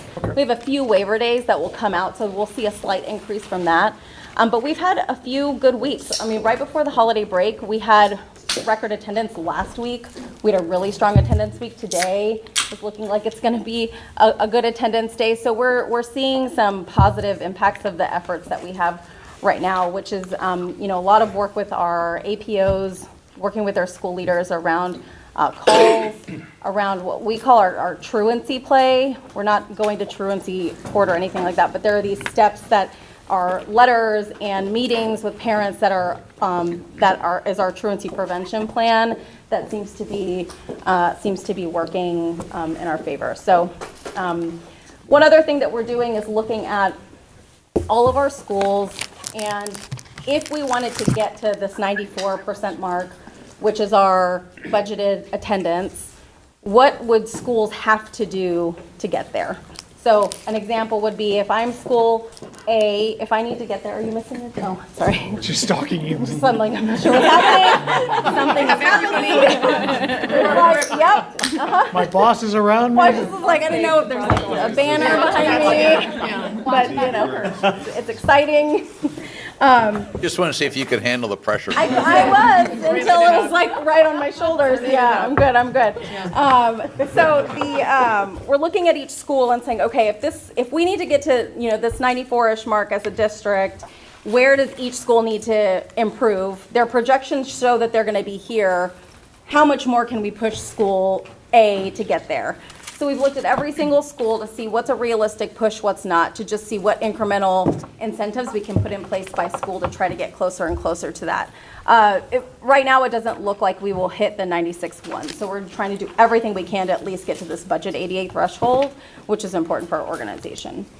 And just to be clear, the fiscal year 23 forecast that you looked at where we are meeting our budget incorporates the 93 roughly percent that we are projecting. So there's no change in that. We had contingency planned for this, and this is where the ESSER dollars are being used to fill that budget gap between the 93-ish percent and that 96-ish percent. Yeah. Son and I, we talk all the time, but very frequently about like, where are we? This ADA week looks good. This, how do we think that this is all going to just shake out? And then just briefly on enrollment. So right now we're, of course, focused on in-year persistence, which we're going to talk a lot about, but also planning for next year. And we are right under 9,000 applications for our open seats next year. We are about half of the way to where we want to be by lottery. Our lottery is in March in terms of applications for open seats. We had a great week last week. We also have all of our media on. This is the first week in our campaign where we have both broadcast, out of home, and all of our digital efforts live. That will continue through lottery. So we expect to see really good application generating weeks these next 7 weeks. Our goal is to have about 1,400 apps come in every week. Last week we exceeded that. We're on track to exceed that this week as well. I'm so proud of that. I'm also spending a lot of time with our recruitment team. As we may have shared last board meeting, but Tiana's transitioned to take on a new role on Larry's team. And so LMH and I are managing the recruitment, enrollment, and persistence teams directly. And so I'm spending a lot of time with our field team around their apps per day targets and things of that nature to just try to improve the rate at which we're bringing applications in. So we're ahead of where we were this time last year with applications.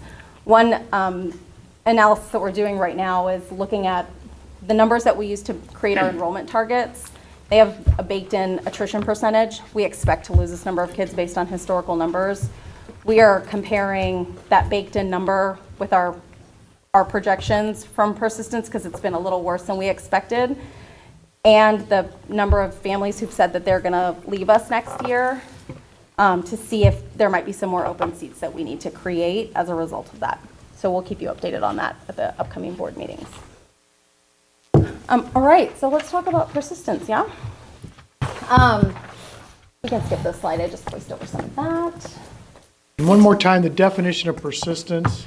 I'm going to get into that. Good. Yeah. Perfect. So today, during the last board meeting, we had a few questions, and so we thought it would be helpful to just do a deeper dive into persistence, which is retaining our students. How many students stick with us year after year? There are a lot of different dates that are used for a persistence measure. We use October 1 to October 1 officially. That is our official persistence snapshot. October is used because that's our state snapshot date. That's when our numbers are due to the state. So whenever you pull a TAPR report, the Texas Performance Report, and it has an enrollment value, it's from that snapshot date, which is in October. But we look at day 1 to end of year, or day 1 to the following day 1. We look at day 10 onward, and I'll explain why we use day 10 as well, and a few other interim measures, because for us it's important, an important measure of the experience of our students to measure from the first day of school onward, instead of just October 1st. So that's how we look at and how we define persistence. So we'll talk about the state of persistence. We've got some various data points for you all to look through there. We're going to talk about bright spots and areas of opportunity, what our plan is for the remainder of the year, and then we just would love to hear from you all some things that we might be missing. Next slide. Oh, are we the clicker? We are the clicker. Sorry, I didn't mean to do that to you. I can click my own slide. I was trying. Thanks. Yeah. Is it on? It was. Yeah. All right. Vanessa, did you break the clicker? I might have broken it. So if you'll go to a slide that has 3 graphics on your. Oops. Yep. Oh, okay. It was not Vanessa. The internet is now down. Wasn't us. 35. So on your, using your iPads, if you'll go to slide 35. Oh, no. That sounds problematic. Do we need to wait though for our virtual Allison, attendees? Pepe. It Ellen? looks like they're coming back. Yep. So I think we're good to go. Okay.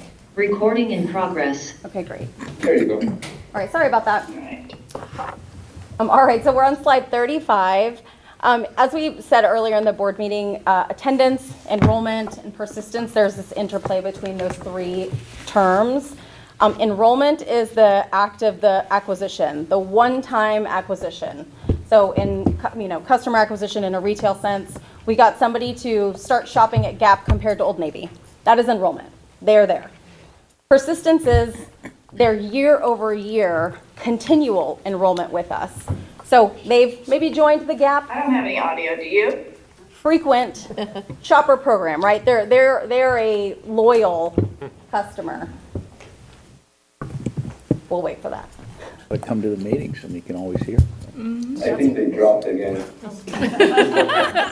People like coming behind us. We're overcoming obstacles today. Yeah, we heard you loud and clear. Alton saying Yeah. something about Gene that I heard every word. I heard every word. All right. Persistence. We're persisting through the persistence session. Persistence is retaining families year over year. Same family is returning to us. It's not the same numerator over numerator. This is an individual person. So in a retail sense, this is them become a loyal customer, a frequent shopper, if you will. Attendance is their daily engagement. Are they showing up every single day? And in a retail sense would be like, oh, they're buying jeans once a month. So we want somebody to become a one-time enrollee. We want them to come back year after year, and we need them to show up every single day. All 3 of those things have an interplay. Sorry. No, you're fine. Okay, well, All right, slide 36. Try one more time. Okay. Slide 36 should be the month-over-month kind of quarterly results in terms of what we're looking at in terms of the seasonality of persistence. So what we see in the first quarter of the year is this is really our highest leaver rate. This is when the rate of no-shows, the rate of summer leavers, and those who we lose in the first couple of days of school is the highest. And it's typically the highest throughout the year is going to be in that first quarter. This is also when our school teams, our operations teams are most stretched thin, right? They're working on arrival procedures. They're working on engagement with families. Their dismissal system is taking longer than they would have expected. So we're also as stretched as possible during that time of year. And they're building all of their student culture and routines during that time. In quarter 2, this is when our rate is about a medium rate of loss. We typically see a small uptick in leavers at the end of that first quarter. It's when families have gotten their first report card potentially, or is potentially just a natural point where they may be transitioning because the grading period is ending and they've been thinking about it, but really make that move at the end of October or beginning of October. And then in quarter 3, it's a pretty busy month for enrollment because we have our re-enrollment season that opens in January. Typically, we see a pretty significant uptick in leavers in January. It's another kind of natural point in the year where you may make a change. And then throughout the rest of the year, we really just see that steady decline where we won't see very many leavers for the rest of the year. Fingers crossed. Our next slide here is just some headlines. So hopefully you can read a couple of these. So while we highlighted kind of the seasonality of our persistence work, we also wanted to highlight some of the news articles that I'm sure many of you are tracking that have really been countless around the struggles of decreased enrollment, the struggles with attendance, chronic absenteeism at all-time high rates, and student attrition at some all-time high rates as well. We know that chronic absenteeism is also a really strong indicator of persistence rates. And so we're monitoring kind of what are the gaps between those things as an indicator as well. But what we are seeing thus far is that our attrition rates are following the typical annual seasonality that we've seen in years past. Although the rate has increased, the rates are increasing kind of at the same levels when we look at August, September, October, et cetera. And so the hope would be that since quarter 3 and quarter 4 are our lowest rates, that we will see the lowest number of kids attrit for the rest of, I don't know if attrit is a word, but we're going to use it, attrit, for the duration of the year that we have. When you say quarter 3, quarter 4, you mean calendar quarter 3? Yes, so January, end of January through May being the end of our third and fourth quarter for students. And that's the same with the fiscal Academic year. calendar. Academic calendar, Not thank you, calendar. yep. Yeah, but that is the same for fiscal year, because our fiscal That's year right. ends on June 30th. That's why Yes. they're aligned, and we have an odd fiscal year, not Yeah. December We 31st. also like use the report card to take a look at that. So lower attrition second semester, with the exception of January, which generally has a peak week, a high rate of leavers. And this year, the first week back, it was trending higher, but it has since leveled off. So that's good. That's been good to see. So where are we as of yesterday? So this is different. This slide is different than your pre-read for a couple of reasons. I adjusted the slide that is live on the deck and hopefully on your iPad to reflect our day 10 enrollment as the starting number. I did that because the first 10 days of school from an enrollment perspective are incredibly unstable. We have a high rate of no-shows those first few days that we work really aggressively to recapture. The no-shows can be from get to recommit. Yep. We do that. Laura and I just talked about that this I morning. failed my first test with Laura. Okay. You know, there's a couple of things. Families will no-show in those first 10 days of school because our neighboring schools haven't started. So for example, this year, Houston ISD started after we did. So we saw a huge boost in Houston enrollment a week later because families who have multiple children will just keep all their kids home until they can all go to school. That is very common behavior that we see. That happened to us in a couple different school districts this year. But also some families choose not to re-enroll with us, and so we use those 10 days to work to get them to return to KIPP through phone calls, in some instances home visits. So day 10 is the most stable prediction of like our beginning of year enrollment. So this year we were at around 33,000 students on day 10 of enrollment, 95% to our beginning of year target. And we missed our enrollment target ultimately by about 1,200 students, which is important for this reason is because we've used those beginning of year buffers so that because we know we're going to lose students throughout the year. And so because we came into the year falling short of that number, the attrition on top of that has been a challenge for us. So year-to-date additions, this is from September 1st, after that day 10 mark onward. How many students have joined us? About 1,300 students. How many students have left us from September 1st through today? Well, it's yesterday. 1,650 roughly. And then our current enrollment, we're 32,800 students. So the headline, I'll go to the next slide. So a couple bright spots and a couple headlines for us, and then we've got some other data that we'll share. Okay. Vanessa just shared kind of the lay of the land here. I'm not going to talk through these, but I'll give you kind of the key points that we pulled out. Like I said before, we're following the typical seasonality patterns, which is good because it's predictive and we know what to expect. We know that Austin and Houston are continuing to set the pace for persistence, that they align with our current attendance rates. They have our highest attendance rates. They also have our lowest student attrition, persistence being the inverse of that. And then we have a number of schools like Justin referred to earlier, like Vista and Intrepid and a couple more who are really who are proof points for us around attrition.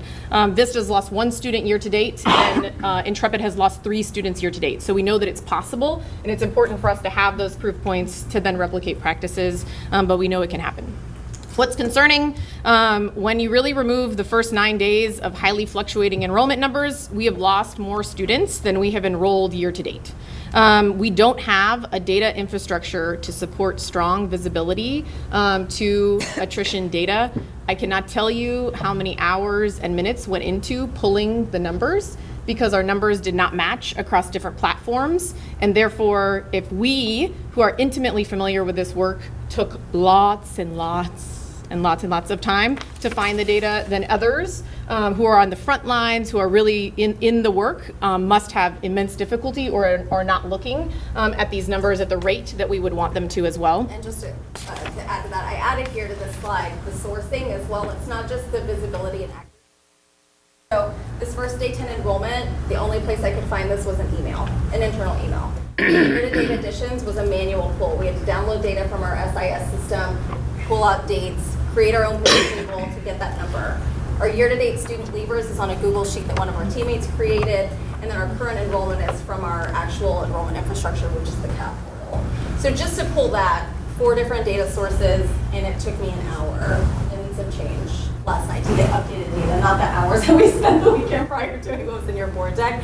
And so we just know that, and it's worthwhile time because we need it to be actionable, but we know that that time isn't as much of, our schools aren't spending that much time. We're able to spend that much time pulling this information to be able to create the strategies that they need at the school level. So, but back on that table real quick, you were, overall enrollment was lower than you wanted to start the year. Looks like your additions, I mean, that looks like a pretty good number overall. Are you happy with 1,300 additions? Well, we fell short of our, beginning of year target significantly by snapshot. We were short by about 1,100 students. So Right. yes, it was great that we were able to increase the number, and the fact that we were able to get some no-shows to come back was also great. Yeah. But overall, no. We missed our enrollment target, which we. Right, but I'm just saying, in-year enrollment of 1,300, is that typical? It's typical. Okay, so what I guess what I'm getting at is it feels like you started behind the curve on enrollment, and everything else has played out, sounds like about what you thought might happen. Or have you had more leavers than you Had more thought? leavers than we would have expected by this time of Okay, year. got it. So we started behind, we've had more leavers. It seems to be leveling out in January. And then on top of that, attendance hasn't been where it's been. So it's like a compounding effect of all three. Okay. Gretchen? Yeah, I had a question. So, I want to go back to something Manolo was talking about a while ago, because this thing about the data really jumped out at me when I was reading the pre-read. How, if you had better real-time visibility to the data, would any of these problems be easier to solve? Yeah, we're gonna, the last slide in this is hopefully gonna dive into that, and we should have a more robust discussion, but preview-wise is, I think ideal state or a version of that in first draft in my mind is if I was a principal in a school every single week, I would know exactly who has withdrawn from my school. I would know the exact reason for that. And then on a monthly or quarterly basis, I'd then be able to say, okay, we've lost, of our leavers, 50% of them have been 5th grade, which is an entry grade. What's happening in 5th grade? They've all said that it's this reason. What's an action plan that we can put in place to address the majority of reasons for our leavers? But because it takes you about an hour to pull and to figure out and then to see if the reason is even there, we're stopping at, the access is kind of the first entry point to then saying, okay, how do we help you create an action plan that's probably pretty low lift. It might just be digging into the trends. You need a CRM or something. And Larry's working on this. It's a known challenge. Yeah. That is one of the things that we've got to prioritize, but it's known and his team. So a little context, right? When we did the merger, we had 5 separate student information I systems. remember this, yeah. Now we're at 1. So that is the good news. We stopped a little short on full implementation. Why? Because we didn't create our data domain around what a student looked like to us. So when you think about what is persistence? Like, what's the definition from a data perspective? A lot of those data governance pieces, Gretchen, just were not completed. So we got to go back and revisit our domains around the data we're collecting. Our process is to make sure that when humans interact with the system, that they're giving us data on time, that the data is accurate. And we could close the gap, but the fact that we have a gap in what the data domain is for students, and particularly the subdomain around attendance, makes it almost impossible to do this correctly. But we have a plan and a path to correct it. So a year from now, when we're talking about this, we should have dashboards and click downs, and everyone will be able to see real time what's going on. It's just priorities, yeah. Yeah, we have some schools that do this with excellence, they just do it manually. Absolutely. Yeah. Like, they get their front office staff to give them a list, and then they're like, okay, great, Vanessa left, I'm calling Vanessa the next day. Hey, I saw that you started the withdrawal process. Why? What's going on? And trying to problem solve that. But our other schools that don't have those systems established yet, that's not the first place that they start.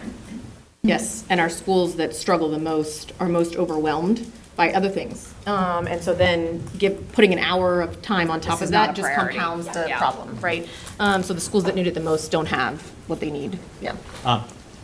Either one of you, how many of the Levers, not levers, how many of them, when you look at this ecosystem of persistence and enrollment, how many are unique to our student population? Like, if you compared it to just anodyne suburban school, how many of those are, is it even as a percentage? Is it 25%? Is it 50%?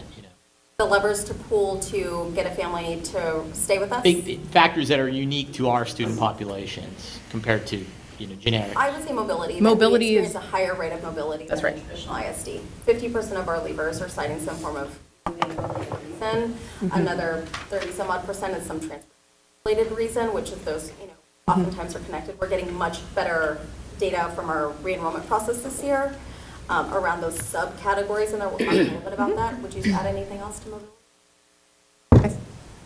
No, I think that's right. So the insecurity issues around. I think that's right.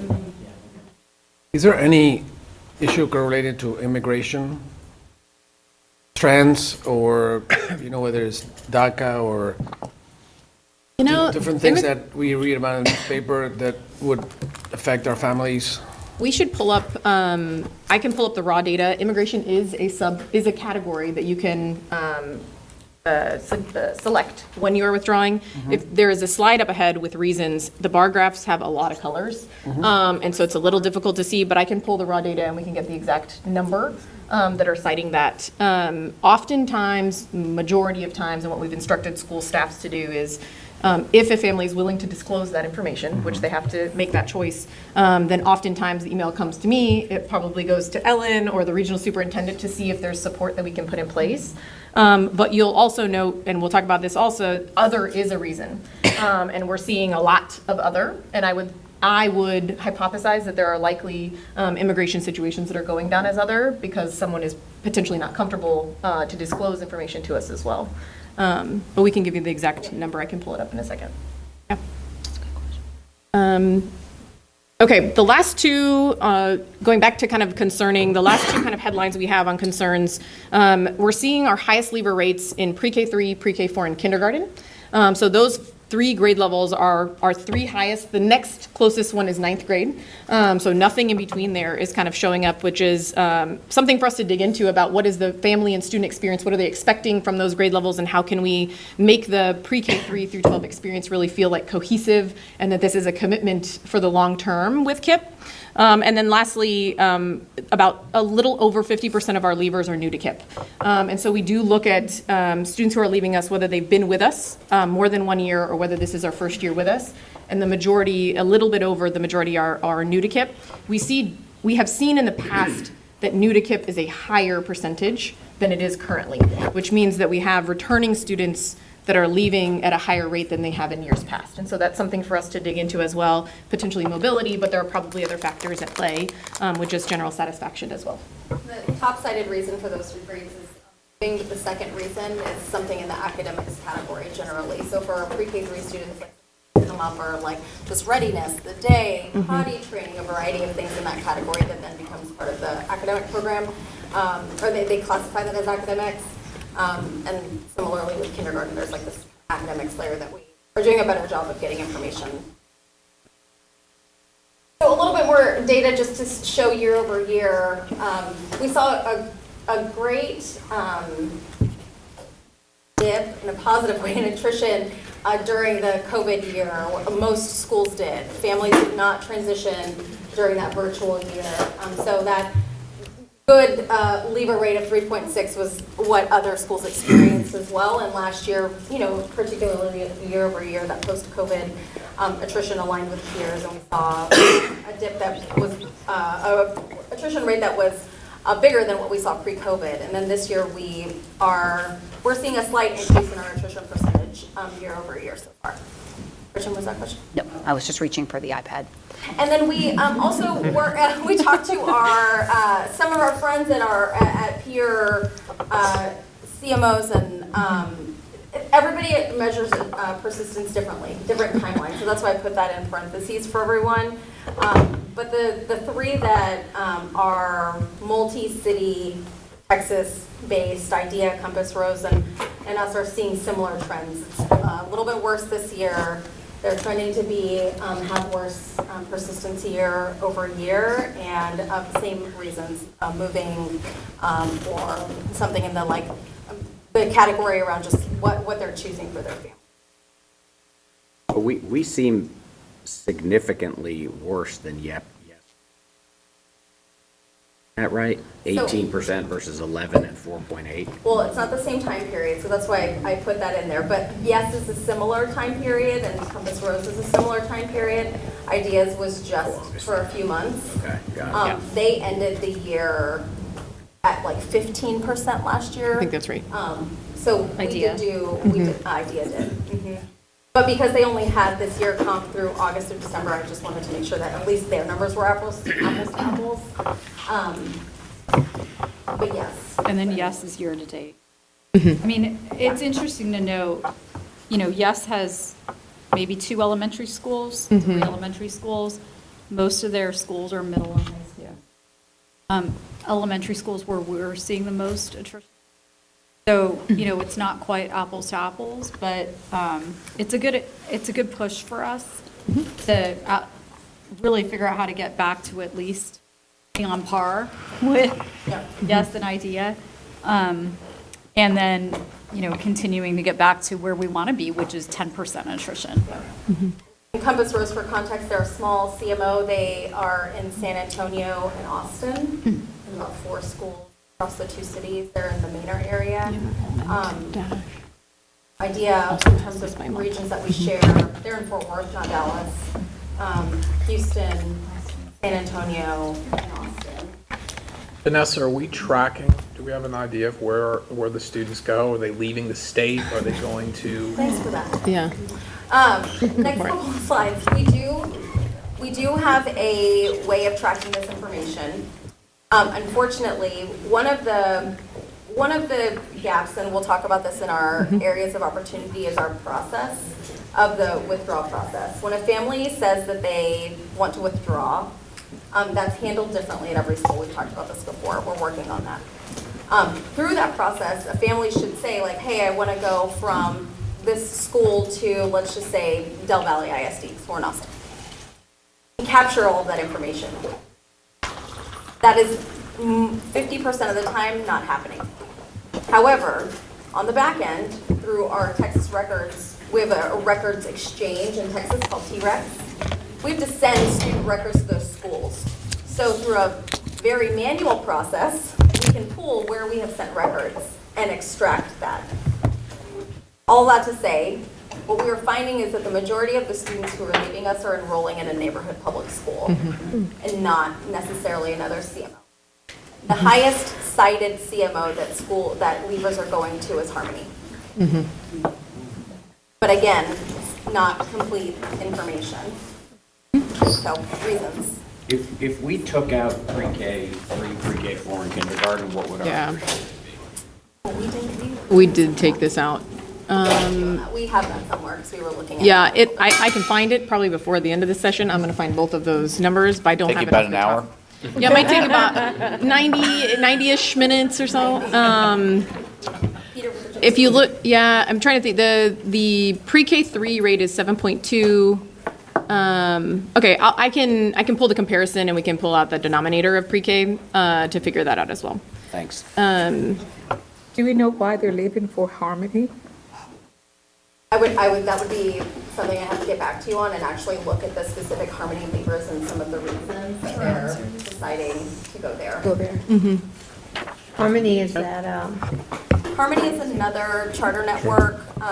They focus on STEM primarily. They're known for their science, technology, math programming. They're in Houston, Austin, Dallas. Are they in Dallas? Yeah, they are. In Dallas on the as north well. side. Yeah. And STEM is a big initiative, so that could be the primary reason too. Yeah. They generally serve a different audience than we have in the past, and so it's not usually a competitor, if you will. But When I was in Gene's seat, they were like 65% free and reduced. Yeah. Compared to our like 95%. Whereas IDEA is in the high 80s. 90s, they were about 89% FRL. Last I looked at that, and Compass Rose is also in the low 90s. You might have given me my answer, so no worries. We need to keep it moving. Okay. That's the keep moving. That's it, good. Okay. Reasons we'll voice over quickly. In the bar graphs, what you'll see is, as Vanessa shared, moving is our number one reason, followed by transportation or a social behavioral concern. We also believe that the rate of other is far, far too high, where there are instances where someone may not feel comfortable to disclose, but we do not think that this number is representative of that. We think that this is just poor process in terms of following the withdrawal, ensuring that we have a clear reason so that we can follow up. And so that's an opportunity for us to improve as well. Lauren wants to know what CA means. Chronic absenteeism. Thank you. I had the same. I have a friend who wants to know. Have a friend, yeah. Asking for a friend. Asking for a friend. Just one other quick question on the moving. Do we feel like we have a good process for handing off between KIPP schools as well? So if the family's moving to Dallas or they're moving within Houston, are we keeping them within the network? Yep, we should press probably to, once we get past this one, in our planned approaches, we can talk a little bit about the transfer process that we've improved in this just last couple months. So we've just started our re-enrollment process. So that's all, year-to-date information. This is the current students who are in our schools. What are they saying that they're going to do next year? So as of yesterday, 251 students have said that they're not planning to return to us. We also know that 10% of the students last year who said they were returning ultimately no-showed. So of those 20,000 students, we're expecting for some of them, a lot of them, to ultimately not return as well. But these are the cited reasons, and this year we did make some improvements to our process. So within moving, which is 96 of the 251, we know moving outside of 10 miles from my school, moving to another state, moving to another country, so that the ones that are saying, hey, I'm moving to another city, we can call and say what city to facilitate a better transfer process, where we didn't have that information last year. So we're trying to do a better job with this information that we have. Same thing for all of these categories, have subcategories that are more actionable for us to, and Laura's team right now is working to get some families to recommit based on, commitments that we can make to them. Transportation, for example, we hear a lot about like a bus stop being inconvenient. Well, that's 100% within our locus of control. We get enough people who say that they want a bus stop and, community stop X, like we can likely make that happen. We can't do it for one student because of, we have other inefficiencies, but, we're trying to map out some of those things. Okay, this is our final slide. So our first, as we've harped on probably enough, is just really data visibility and a stronger withdrawal process kind of lumped together. And so as we increase the awareness of the number of students who are withdrawing with each day, each week, and each month, we need to do that across all stakeholders in the organization. We need to make sure that our systems match and speak to each other. And then finally, when we think about the process, we need to make sure that 100% of schools are following process, that we're auditing for that. And we're going to work to do two things, which is one, prevent the family from withdrawing on the spot. So buy ourselves time is a common strategy. Who else can this family or the student speak to that could potentially address their concerns that are not within operations or front office management control? And then making sure that our reason is captured. And so kind of the two initiatives for the remainder of the semester with our front office teams are those. How do we buy time with the family? And then two, how do we ensure that if we get to a place where they are withdrawing, we're capturing the most accurate reason for that withdrawal so that we can create an action plan to address that. The second bucket you'll see is really transition grades and transfer process. So our transfer process, we've worked to tighten up the communication between families and within schools. We hope that we can accommodate families' requests as soon as possible. We used to look at this data kind of on a quarterly or bi-monthly basis every 2 months, and we've accelerated that to be an every Thursday process. So every transfer that's come through, a group of people come together, they assign points based on the transfer request, and we're able to hopefully by the end of the week or Monday at the latest confirm with that family whether we can accept their transfer process within the city, within the state, depending, so that moves really quickly. And then as we think about transition grade levels, those are our kindergartens we consider, our 4th grade, rising 5th graders, in some cases 6th grade if they're a one-to-one campus, and then our 9th graders. We're really thinking about how do we enhance that process. You may be moving to a new campus in another location at that transition grade level, or it might just be another building within your campus, but how do we build relationships with those rising 5th grade teachers? How do we make sure that the families get to meet the principal of the new school that they're going to, that they have as much information as they need? As Vanessa said before, we have some schools that do this beautifully. They have relationships with the rising principal, they do tours, kids go spend the day shadowing another 5th grader, but those are kind of isolated instances and it's not a codified process, and so we'd like to make that a standardized approach that all of our schools are following to ensure that we're making the pre-K through 12 experience one that all families can look forward to. With our re-enrollment process, I think this is really a good to great move. We want to refine and leverage our process so that we can make sure that we're offering the exact number of seats that we need at the date of the lottery, knowing that if you get in at the lottery place, you will likely accept and come on day one, as opposed to us not offering that seat to you until 3 days before the first day of school or even after the first day of school has opened. And so ensuring that the 10% of families that tell us, oh, we're coming back, but actually didn't show up last year on day one, how do we account for that in our numbers? And we go ahead and offer those seats in advance so that on the date of lottery, we have a more accurate representation of what might actually show up on the first day. Do you have a Yeah. question over there? There, I was just talking to Peter. And I don't have the answer, but it seems somewhat reactive when we're waiting, when we have to inquire after the fact as to why the student is leaving, as opposed to having some type of process in place to understand when that decision is going to be made or before the decision is made. Yeah, I think there's probably... And I don't have the answer. No, I think you're right onto something with kind of data visibility and what we know to be true. So chronic absenteeism that Lauren asked about earlier, we know that chronic absenteeism is an indicator of attrition. We know that if you're chronically absent, there's a higher likelihood that you may not come back. We know that if you are failing classes, that you have a higher likelihood of not coming back.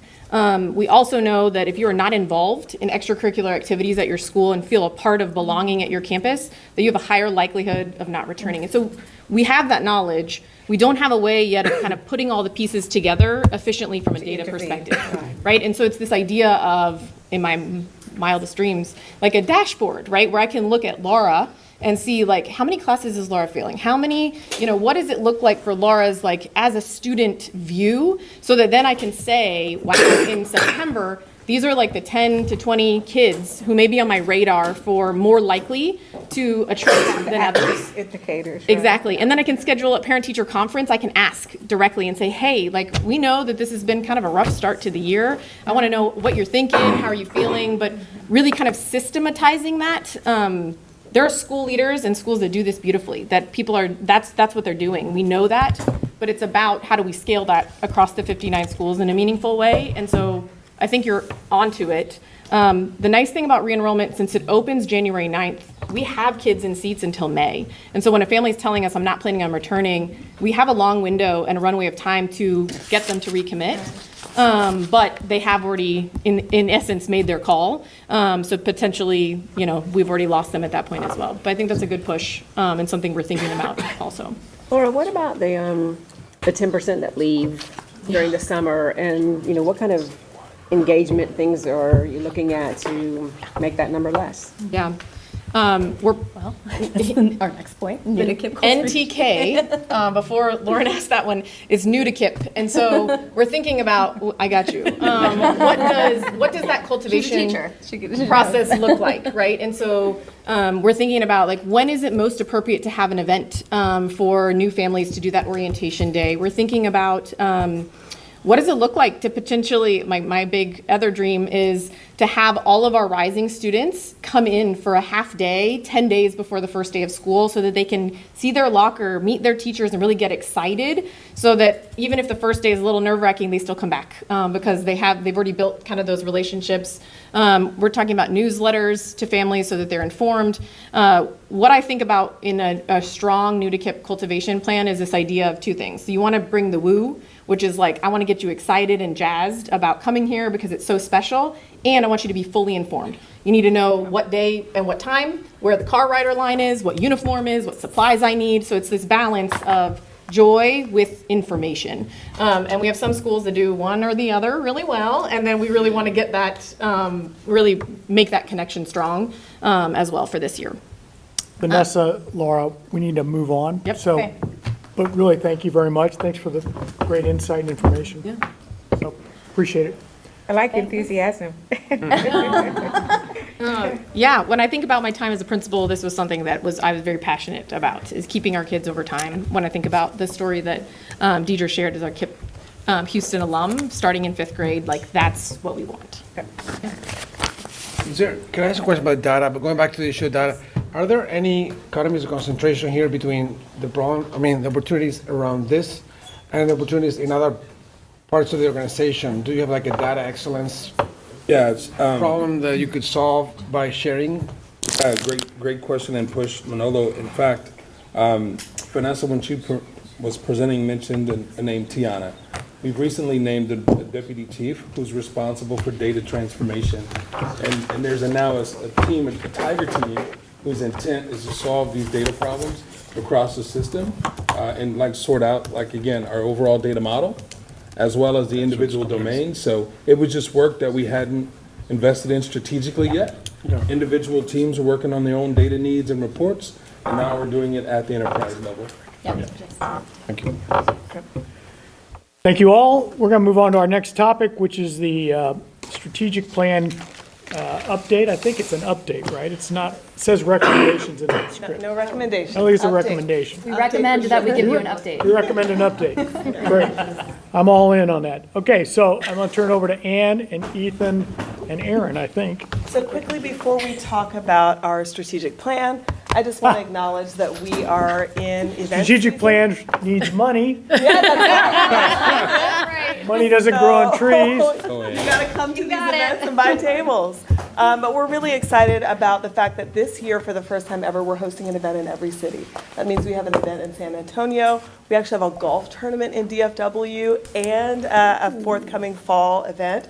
So we're really excited about our events. We're so pleased and excited about our regional board members who've stepped up to be chairs, our Texas board members, some who are doing it 2 years in a row. Alex Sharma, we're so thankful for you. And just the enthusiasm that we have in all of our regions for our events. We can't wait to showcase our KIPPsters. Pepe, Keith, Alex, golfers, I see. Yeah, it's exciting. But I'm going to turn it over to Ethan and to Aaron to get us started on our conversation, certainly not a recommendation, but discussion around our growth plan. Would it be okay if I momentarily turn off the lights? No. Maybe? Yeah. Sure. Oh. But they won't. Yeah, go for it. There we go. We have a video to show you. Talk to the faculty too about that. Individually watch on your iPads. What do you need? Okay, Allison, I hope this turns out for you guys as well. Oh, I thought it was So before we dive into the forward-facing plan, and Ethan does an update on the work of the strategy work group, we wanted to show you a video highlighting the wins from the Rise Together plan and the work that has been done so far, with next year being the final year of Rise Together. Hopefully the sound will all work.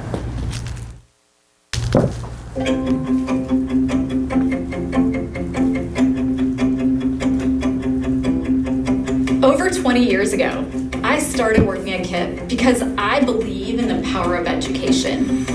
That feeling and connection to KIPP hasn't changed. My family's values are deeply rooted in the belief that education can and will continue to open doors, create opportunities, and change the world. In KIPP's history, so much of our work has come full circle.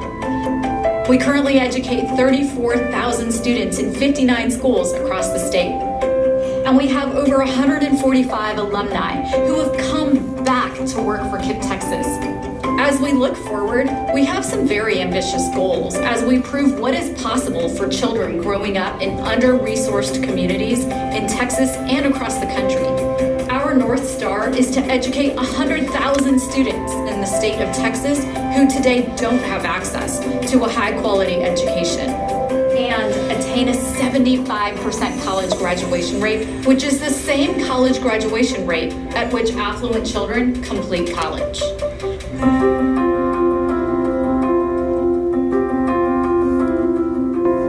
Since our inception, KIPP Texas set the ambitious goal to educate 100,000 students in the state of Texas. We are approaching this exponential growth in phases through 2035. Phase 1 is the Rise Together campaign. In this campaign, we will add 16,000 seats across the state at half the philanthropic cost per seat of our previous plans. We are also investing in 3 key strategic initiatives to ensure that we get better together for our KIPPsters: pre-K, talent, and KIPP Forward. We have expanded our high-quality, full-day pre-K programs to nearly every school across the state in an effort to ensure that our students have the strongest start in school possible. According to a recent study, students who become KIPPsters in pre-K continue to outperform students who started with us in kindergarten in all tested grades and subjects through 8th grade. KIPP Texas has put systems in place to attract and retain quality leaders and teachers. We focused on implementing a robust recruitment and hiring process to meet the current demands at our schools. One of these incredible opportunities has been the Principal in Residence program, a 2-year rigorous program where a principal in residence gets paired with a master school leader for high-quality coaching and real-time learning opportunities. This year, about 82% of our new school leaders went through the Principal in Residence program. This is significant because we know that our best school leaders grew up right here at KIPP. In most cases, once a student graduates from high school, they are left to navigate college or career on their own. Through KIPP Forward, formerly our KIPP Through College program, we're supporting students to choose and prepare for the educational and career path that fits their goals and sense of purpose.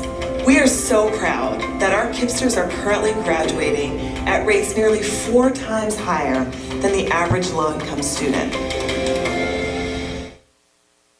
Phase 2 in our path to educate 100,000 students will focus on partnerships, new and adjacent regions, and deepening our presence in Austin, Dallas, Houston, and San Antonio. Through district partnerships, we hope to demonstrate that traditional ISDs and charters can do more when working together to provide an excellent education for all students.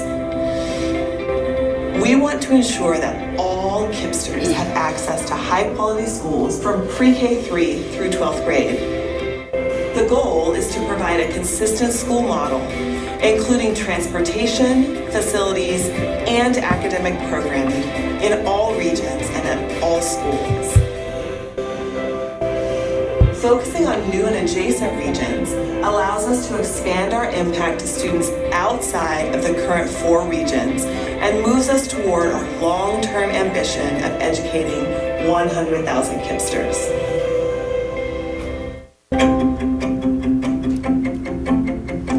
Our KIPPsters are brilliant, filled with joy and hopes for the future. This work matters because our students matter, and they deserve an excellent education. Thank you for believing in what is possible and helping us provide a high-quality education to more students across the state.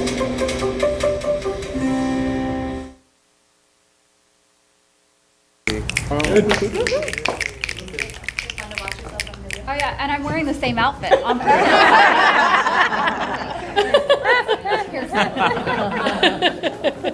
Got to upper pay so you can do some shopping.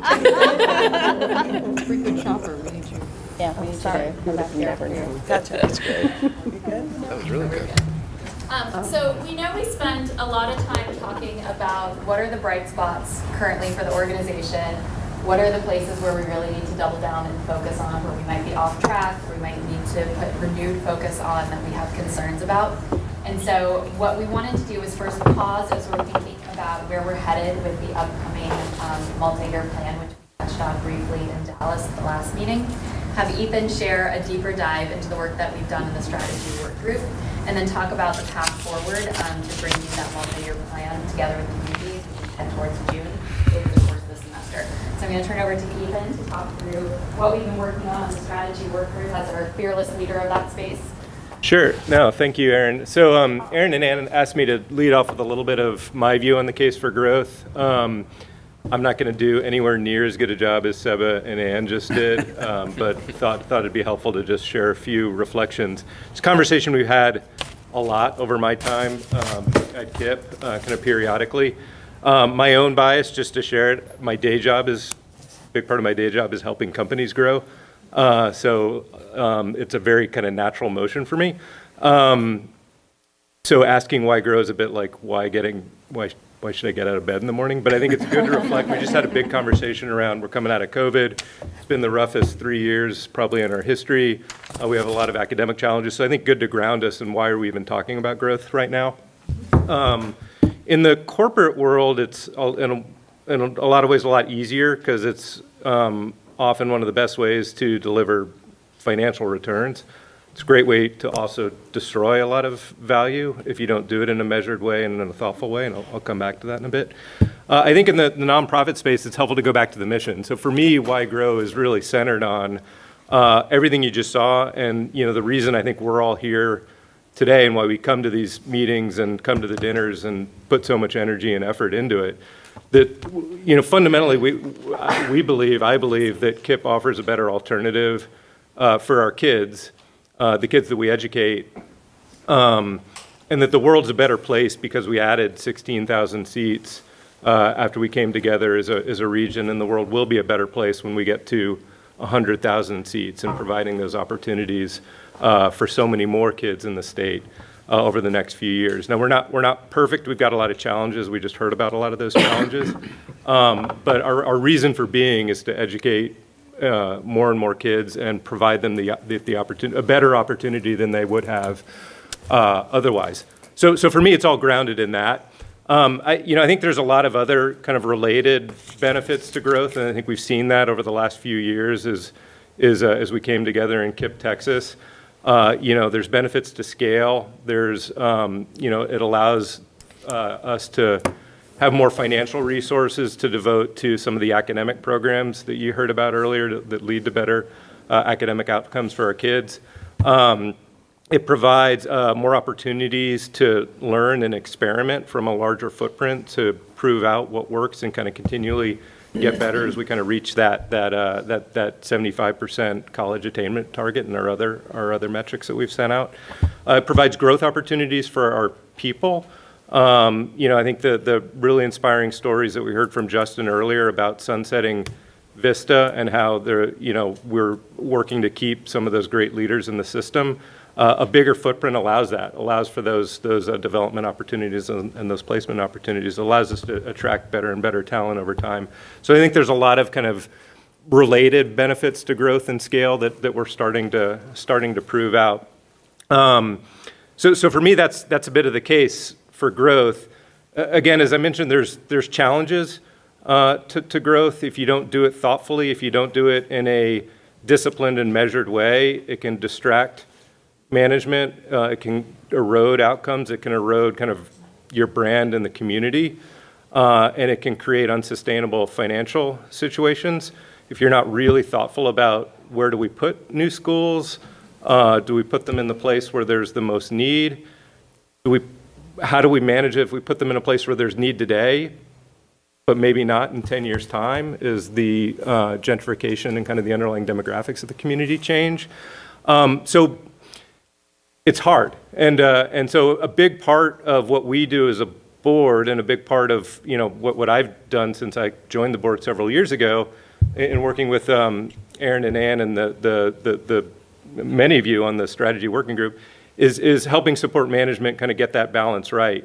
How do we think about growing, continuing to serve our mission, but doing it in a financially sustainable, responsible way, so we're not stretching too thin, and we're not kind of, eroding the value that we've created. We have a lot of new folks over the last few years. We've had this conversation before, but let me pause there before I get into some of the work we're doing, just to see if there's any questions, because I know it comes up periodically. Sounds easy. That's why you're in the finance group. You get to Oh my God. dollars. It sounds easy. It's easier than that. It's more fun.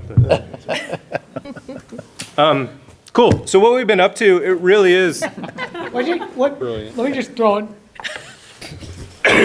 There's no such thing as being able to put a check mark in every operating metric that we have, scholastic metric that we have, financial metric that we have, and say, okay, everything's great, now it's time to grow, right? There's, in anything I've ever done, there's always areas where you're going, yeah, I'd feel good about doing this new initiative if A, B, and C were in better shape.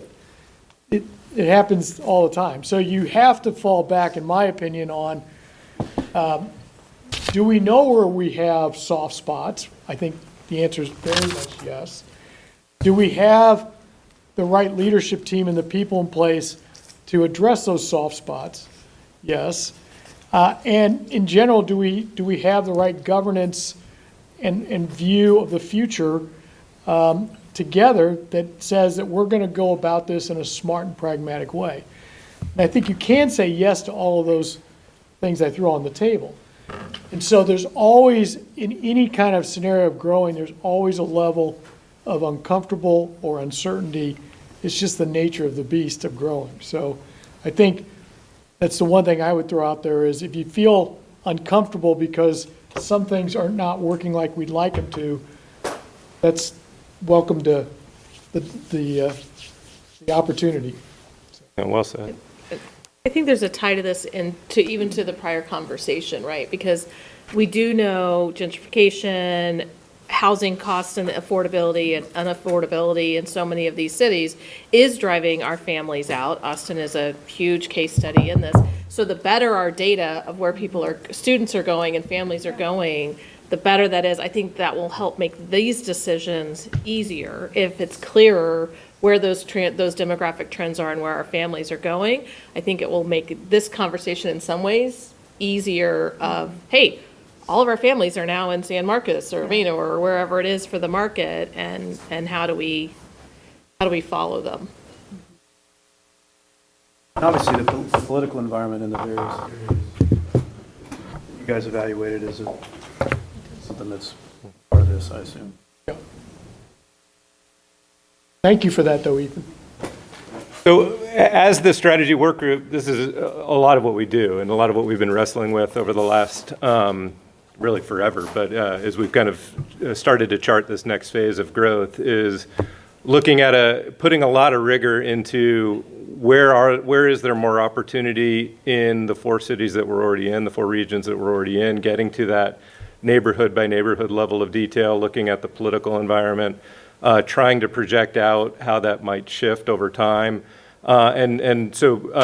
Again, getting a pretty granular view of how many opportunities are there at kind of a neighborhood or zip code level within our existing footprint, but also then starting to think about how do we balance that against new and adjacent regions, which I think is what we're calling it. So we've started to look at the full the full spectrum of zip codes in Texas and say where are there areas of need. And there was been a lot of thought into how you evaluate those new neighborhoods. Where should we think about going next? How do you prioritize those, and how do you rack and stack them against going deeper in our existing regions? So that's been a lot of the discussion. How much am I supposed to share on this today versus?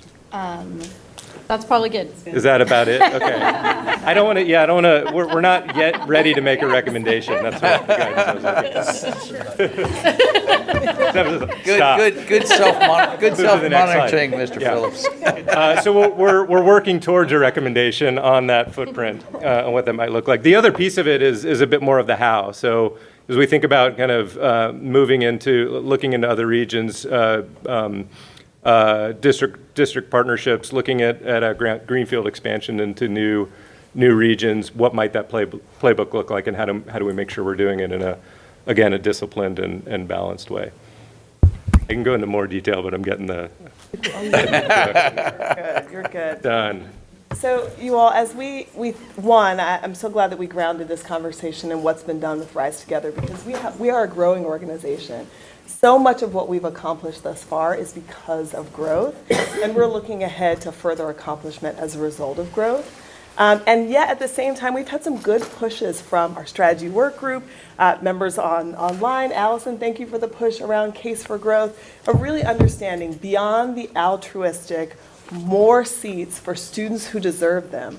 Why is it really important for us to grow? In Houston, our Houston Regional Board Chair said, Ann, you've got to update your message to situate it in this particular time, where students in Texas and across the country are further behind than many of them have ever been.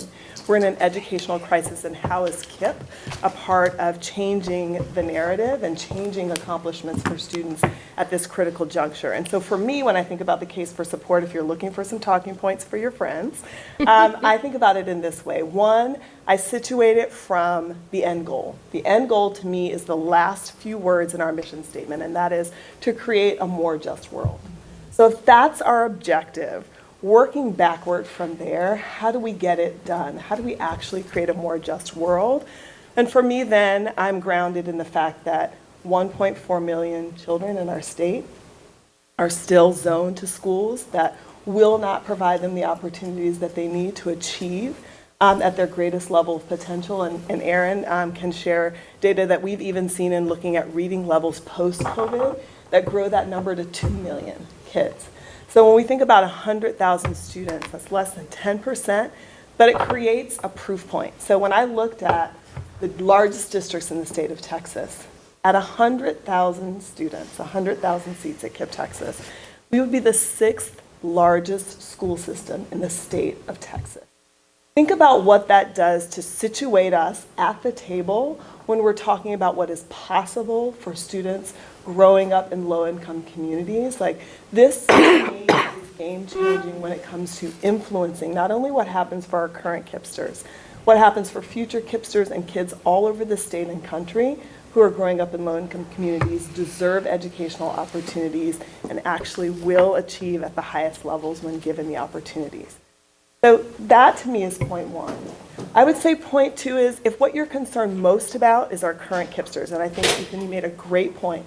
We never want to sacrifice quality experience for our current KIPPsters at the expense of potential opportunities for future KIPPsters. And what inspired me most when I joined KIPP Texas and started working with Seba and really understanding our growth aspirations is that we always couple the growth plan with a get better plan. So we're always thinking about how we can leverage the dollars to do both. So think about the principal in residence program. The number of principals who are in seat right now because we grew dollars to support that program so that they could lead successful schools in KIPP Texas right now. Think about pre-K programs, the number of students who have a pre-K opportunity across KIPP Texas because we were in growth mode. Think about KIPP Forward and the opportunities that are afforded to kids to persist to and through college, to career, to whatever path they choose, because we were growing. And then to me, what's so poignant, especially when I think about Houston, is the transitions from modular and temporary campuses to permanent campuses. Growth affords us the opportunity to do all of those things for our current KIPPsters. So whether you are situated in the future and you're thinking about changing the world, creating opportunities in the state of Texas that put us at the table, or you're thinking about our current environment, I think growth really needs to be in all of those categories. So the one question I'd love to pose to you before I turn it over to Aaron is, when you think about creating that proof point, when you think about potentially being the 6th largest school system in the state of Texas, what do you think that affords KIPP Texas in terms of the ability to influence beyond our walls? Would love to know what you believe that creates in terms of opportunity. Yeah, Peter. Assuming that our results are what they need to be, it puts to rest the lie that kids living in poverty can't learn.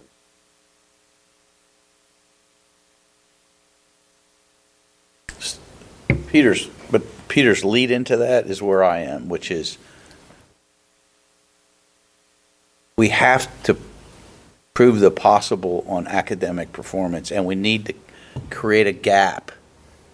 We can't look at, well, we're not doing any worse than the ISDs. We're not doing any worse than our other charter sisters and brothers, or we are doing worse than our other charter sisters and brothers at this. To me, it's like all the more reason for us to just triple down on academic performance of our kids that we have today.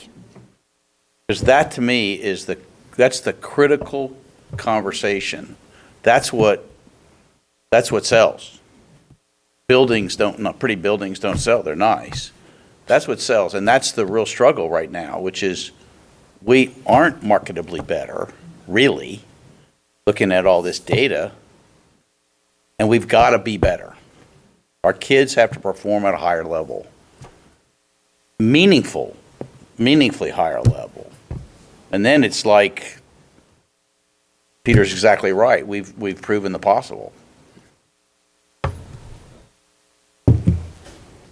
All right, I'm going to turn it over to Erin, who is going to wrap us up in terms of the work that we've been doing to articulate this together with Communities Plan. And just want to also thank all of our strategy work group team members who joined with us in lots of rigorous discussion to help us really do what Ethan described, which is to make the best decisions possible that are going to set our organization up for sustainability into the future. Thank you, Anne. Thank you, Ethan. So I just wanted to recenter us on the strategic anchors that we talked about last time for the plan. So the first is that we do believe, as Anne mentioned, there's significant need across Texas and that we are poised to fill that need and to show what can be possible in new communities, as well as deepening our impact in our current communities. And at the same time, we're committed to get better, as we just spoke about, as we get bigger.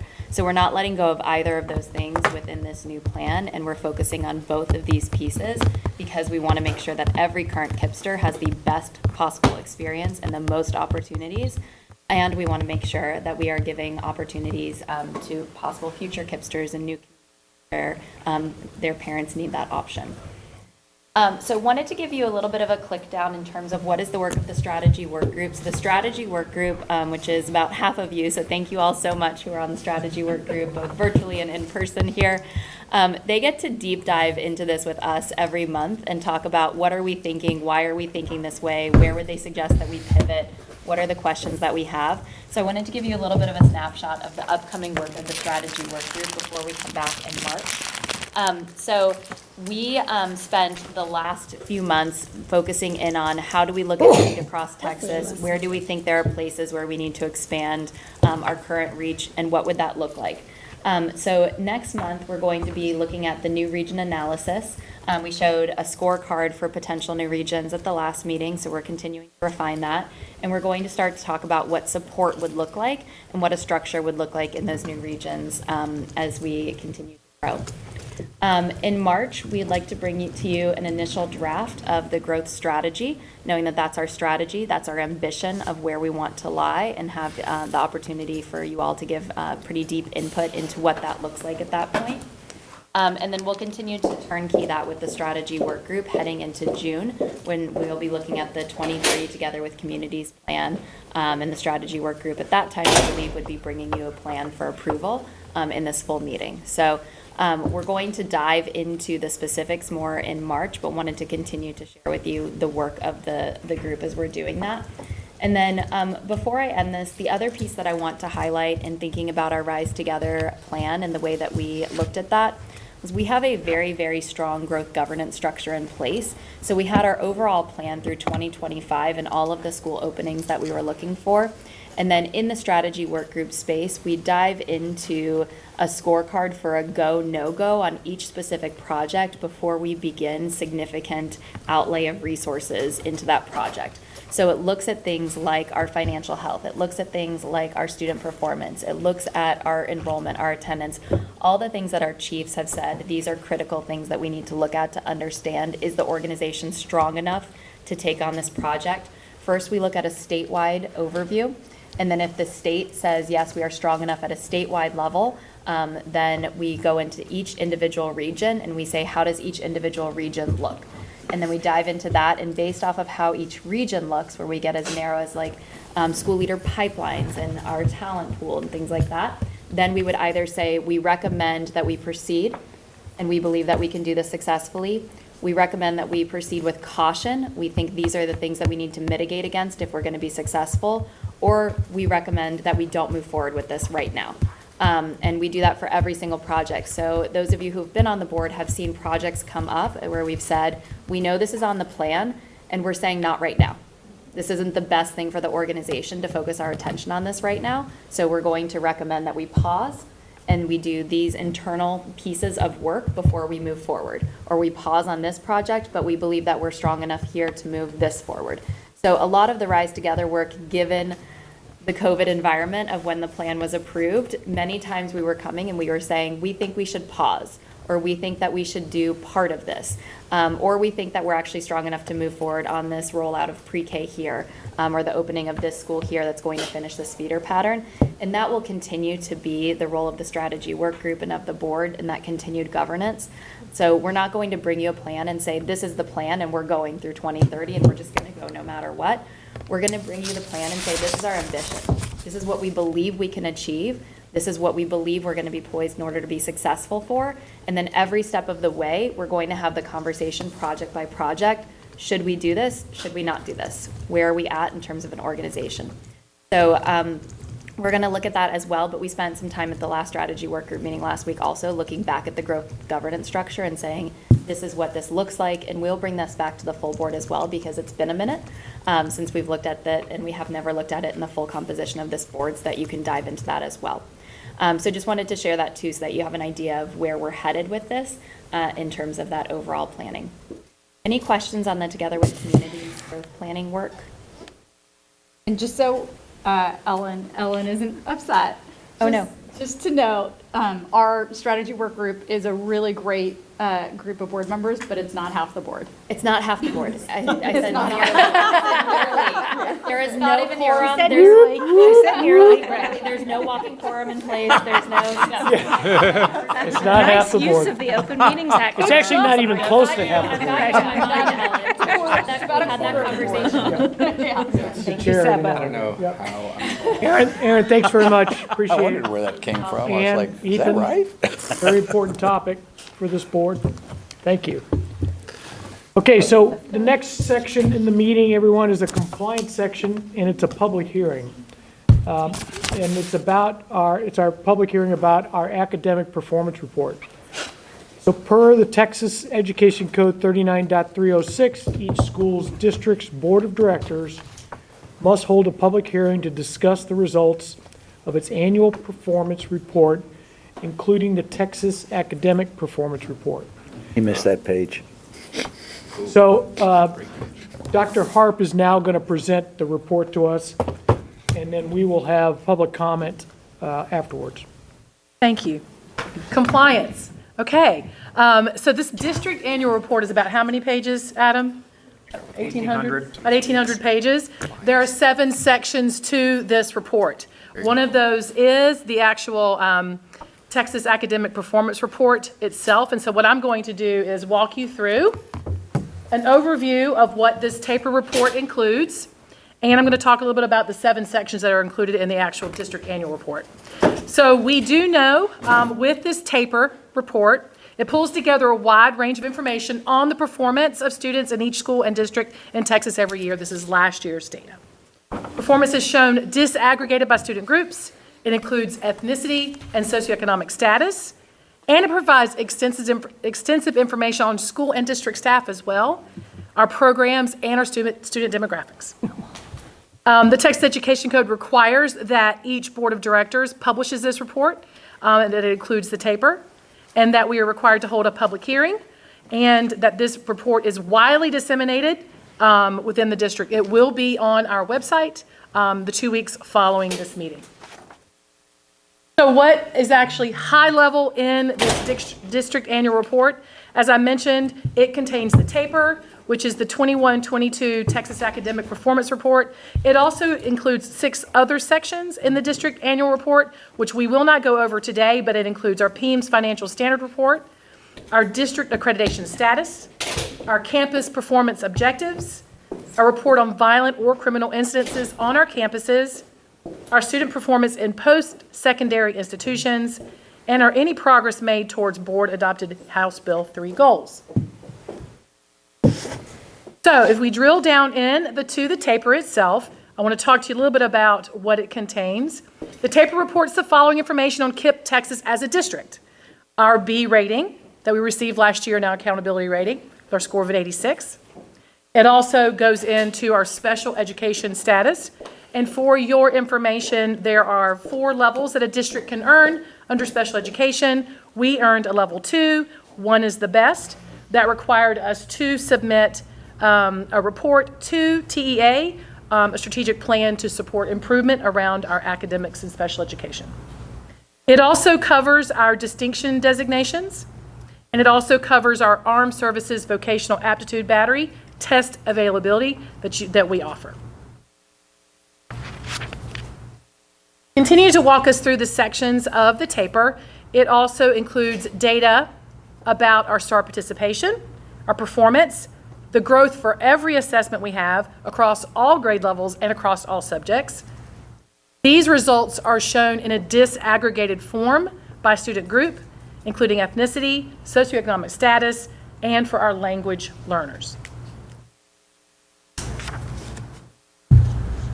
The taper also looks at attendance. It looks at graduation rates. It looks at dropout rates for the 2021 and 1920 school year and gives a profile of the most recent 20 to 21 graduates.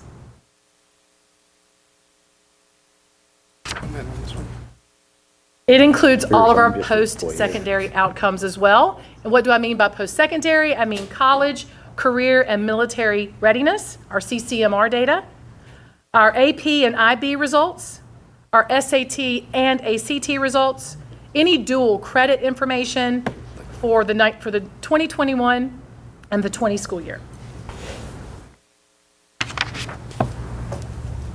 And additionally, the taper also includes student, staff, and program information. So if you want to know anything about grade level, ethnicity, certain student identification indicators, you can find it in the taper. You can also find information about our staff, which may include the total staff we have, our staff by classification, our teachers by ethnicity and gender, our teachers by their highest degree held and years of experience, the experience of our campus leadership teams, etc. It also tells us about our program information, how many students are enrolled in our program, etc. And finally, you can access the taper report in the next 2 weeks after this meeting on our KIPP Texas website. This concludes my part of the KIPP Texas Academic Performance Report hearing. I will turn things back over to our board chair, Mr. Austin. Okay, I will now ask, is there any public comment on this report?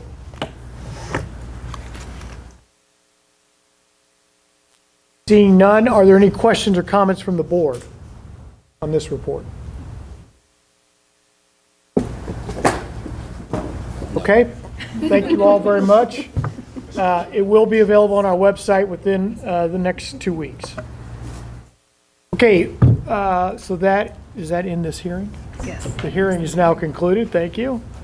We're now going to go to another update for the board, and this is on the intruder audit findings. Yep. And I'm going to turn it over to Vanessa for that update. Yes, so as you all know, Governor Abbott is requiring that public schools be inspected via a 4-part audit to ensure compliance with new safety measures. Year to date, 12 audits have been conducted across KIPP Texas schools. 7 of those have had 0 findings. 4 of them had a finding of an unsecured door, and 1 had a finding of an inability to find a document. And I will share more details during closed session. But they're important, right? Okay, great. Thank you, Vanessa. All right, the time is now 1:46. We will now adjourn to executive session pursuant to Texas Government Code 551.071, consultation with board attorney regarding all matters as authorized by law. Texas Government Code 551.074, deliberation regarding appointment, employment, evaluation, reassignment, duties, dismissal of employees or officers, including the Texas Executive Team, and Texas Government Code 551.072, deliberate, purchase, exchange, evaluate, or lease of real property. We will return to open session at the conclusion of the executive session. So let's turn off the recording. We are back in open session. I think it's the most amazing car. The time is 3:34 and the video is now on. We're moving to consent agenda, and we'll now consider the consent agenda that was sent out in the pre-read. Is there any board member wishing to remove an item from the consent agenda? Any item that is removed can be voted on and discussed separately. I didn't go to these. Bill and Lauren? Goodness gracious. I was just making a mental note, but we can't. No, they're not Gotta split 'em up.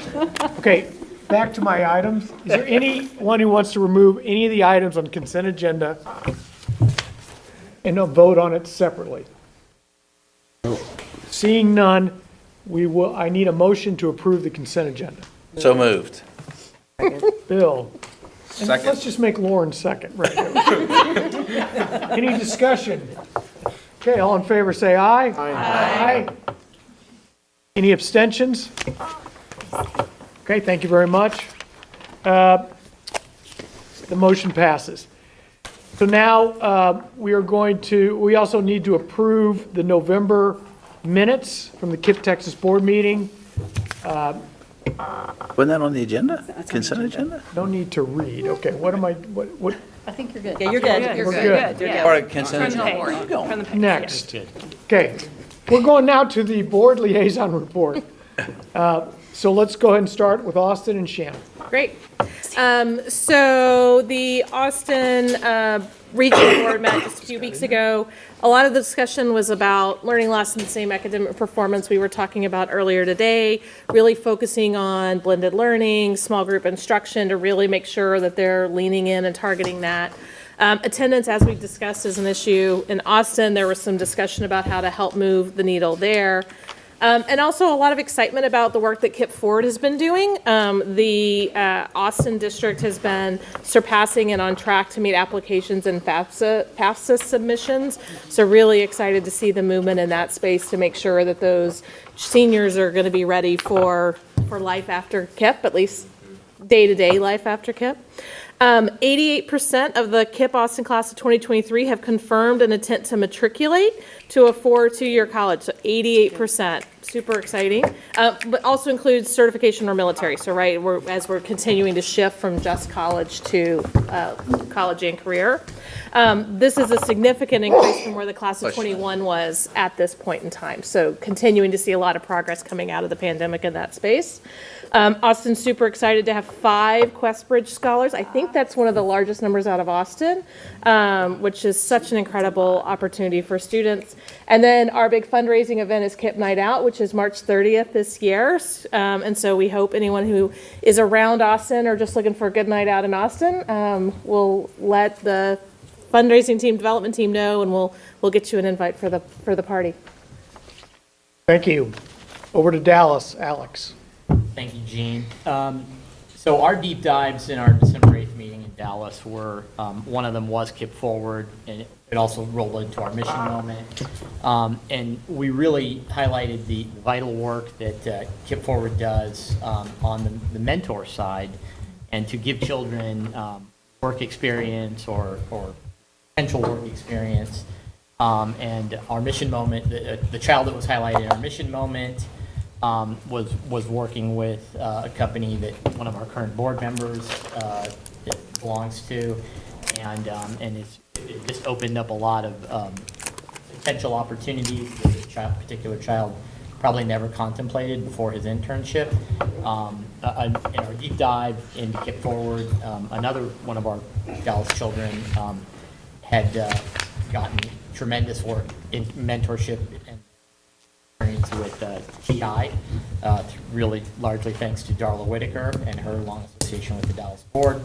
And that child has graduated from Texas A&M and now has a permanent job at TI. So all good news there. We did highlight that the 3 primary zip codes that we serve in DFW have some of the lowest post-secondary enrollment rates in the region. From 4 to 8% is really the average. Our KIPP Texas DFW graduation rate from post-secondary is 33%. So we're very proud of that, but we have a long way to go to get to where we want to be as an organization. And then really the last bit of our discussion was our impending golf tournament, May 15th.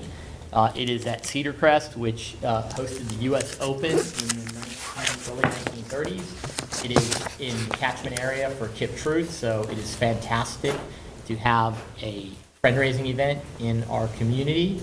And there's an I Am a Golfer Foundation in that out of that golf club that does tremendous work in the surrounding community. So anybody that's around Dallas, May 15th, come in and we'll get you into a foursome, and you can break up some divots, but Is it going to be a scramble or? it's not going to be a scramble, no. So, but anybody who's around, come. If you want to scramble, we'll make it a scramble.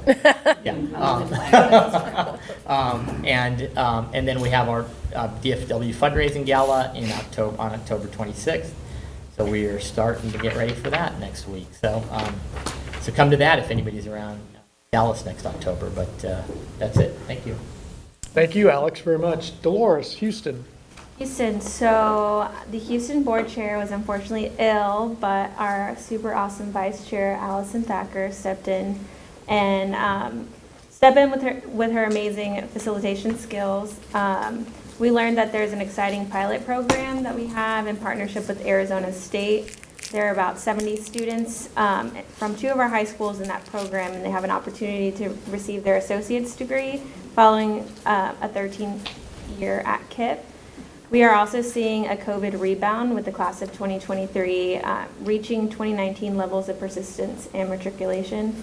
We made some adjustments to the agenda to allow more time to do a deep dive in preparation for the upcoming Houston dinner, which is April 28th. So hopefully all of you are attending. The board chairs have planned a really unique and magical event for our students and all of our supporters. It's really going to showcase our schools in Houston very well. We also took the time to say goodbye to a long-time supporter of KIPP and board member, Doug Foshi. Doug has served 15 plus years on the KIPP board, and everyone was really sad to see him leave. Okay, and last, San Antonio, Patricia. Right, so those board sessions are always quite informative for me because I'm still in the learning phase, but I would say that it was well attended. The discussions were very spirited. We started our meeting with a KIPP alumni who came and spoke to us about her time with KIPP, and now she has returned as a member of the KIPP Forward team, working with students and how to secure placement in college or wherever it is that they decide to go after they graduate from high school. We also addressed some of the challenges that we have primarily around the attendance and talked about how we can address those challenges, looking at outreach to families and then basically taking the data we have and deciding how to move forward to close that gap. Happy to say that our high school seniors are on track or have met their goals concerning college application and the FAFSA submission completion, so that's pretty consistent across what I've just heard. And we celebrated, unfortunately I was not able to attend, the groundbreaking of our newest KIPP Callaghan Road campus, which I thought was went quite well. Sad that I was not able to make it. We also talked about fundraising with companies and gave our usual presentation. There was a lot of questions about how we can improve our performance in that space. and recruitment of additional board members.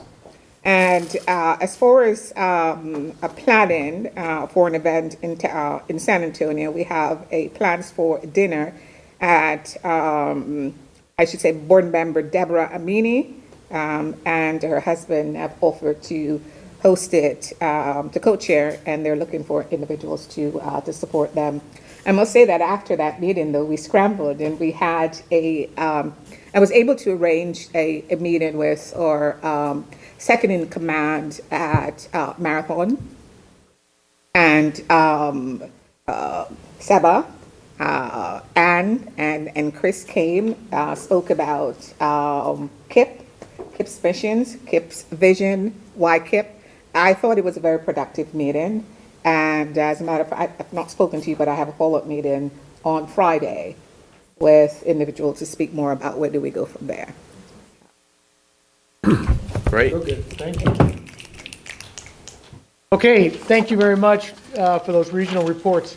So today, board, we, just to recap, we covered a lot of important ground. We spent a lot of time on academic performance and what kind of rebounds we're seeing and what kind of efforts are being put in place. We always are spending time on persistence. That is, by the way, attendance and persistence is by far the highest volume of questions from the board of any topic we talk about. And then we spent some time on the strategic growth plan. The reason why I bring these things up is Seb and I have worked on crispifying, if you will, the board agenda a little bit. And we tried to we're trying to have the CEO report kind of be a prelude to what you're going to hear for the rest of the day. And so her report tends to be a little shorter. We put the financial report in there as well. And then we leave more time for the staff to talk about more of the meatier topics. So, but Seba said this early on, we would love your feedback. Is this working for you? What are we missing? Trying to make the board meetings as at the right pace and at the right depth at the same time. Okay, so please keep those cards and letters coming. We are fortunate to be board members of a great organization led by great leaders. We're doing great work. I've sit on a lot of boards. I've been involved in a lot of organizations. This is at the top of my list of well-functioning boards, well-functioning organizations, and obviously what we're putting out as a product could not be more important. And so I thank all of you for your time. Thank you for coming to Austin. And the last thing I will say, and the challenge I will put on all of you, is on April 25th and 26th, we have our all boards meeting in Houston. It includes the 25th is an afternoon. I think we have a shortened board meeting and a DEI session for the board. And on the 26th, we are in Houston from 8 to 10. I am asking you all to be there in person, right? We have not had a board meeting yet with all board members of KIPP Texas in person. So please get on your calendars now. Move that meeting, move that staff meeting, whatever it is, you can do it. I'm a CEO, I had to do it all the time. Let's be there 25th and 26th. All right? To that point, I mean, some of us are on public company boards, and I would love to change their schedule. Some of them are. If you have a public company board meeting, I understand. Okay, but I think we could try to, I think we discussed this before, but polling would maybe be useful. I know this is a big board and there's a lot of us, and it's hard to sync, but trying. These dates have been out for a while. Yeah. Okay. Still. But anyway, I think, that, maybe not for this year, but for next year, there's some polling we can do ahead. It will help at least me, for sure. Sure. Yeah, Marie will poll this spring, and so. Actually, before the April meeting, because we'll have the list of dates by the April meeting. Yes, please let us know your conflicts ahead of time. Yeah, let's do that. Great. Thank you. Board meetings are so much richer when we're in person. And anybody sat remotely Agreed. would tell you that the experience is not even half of what it could be. Okay, thank you all again. Appreciate your time and effort. The time is now 3:48.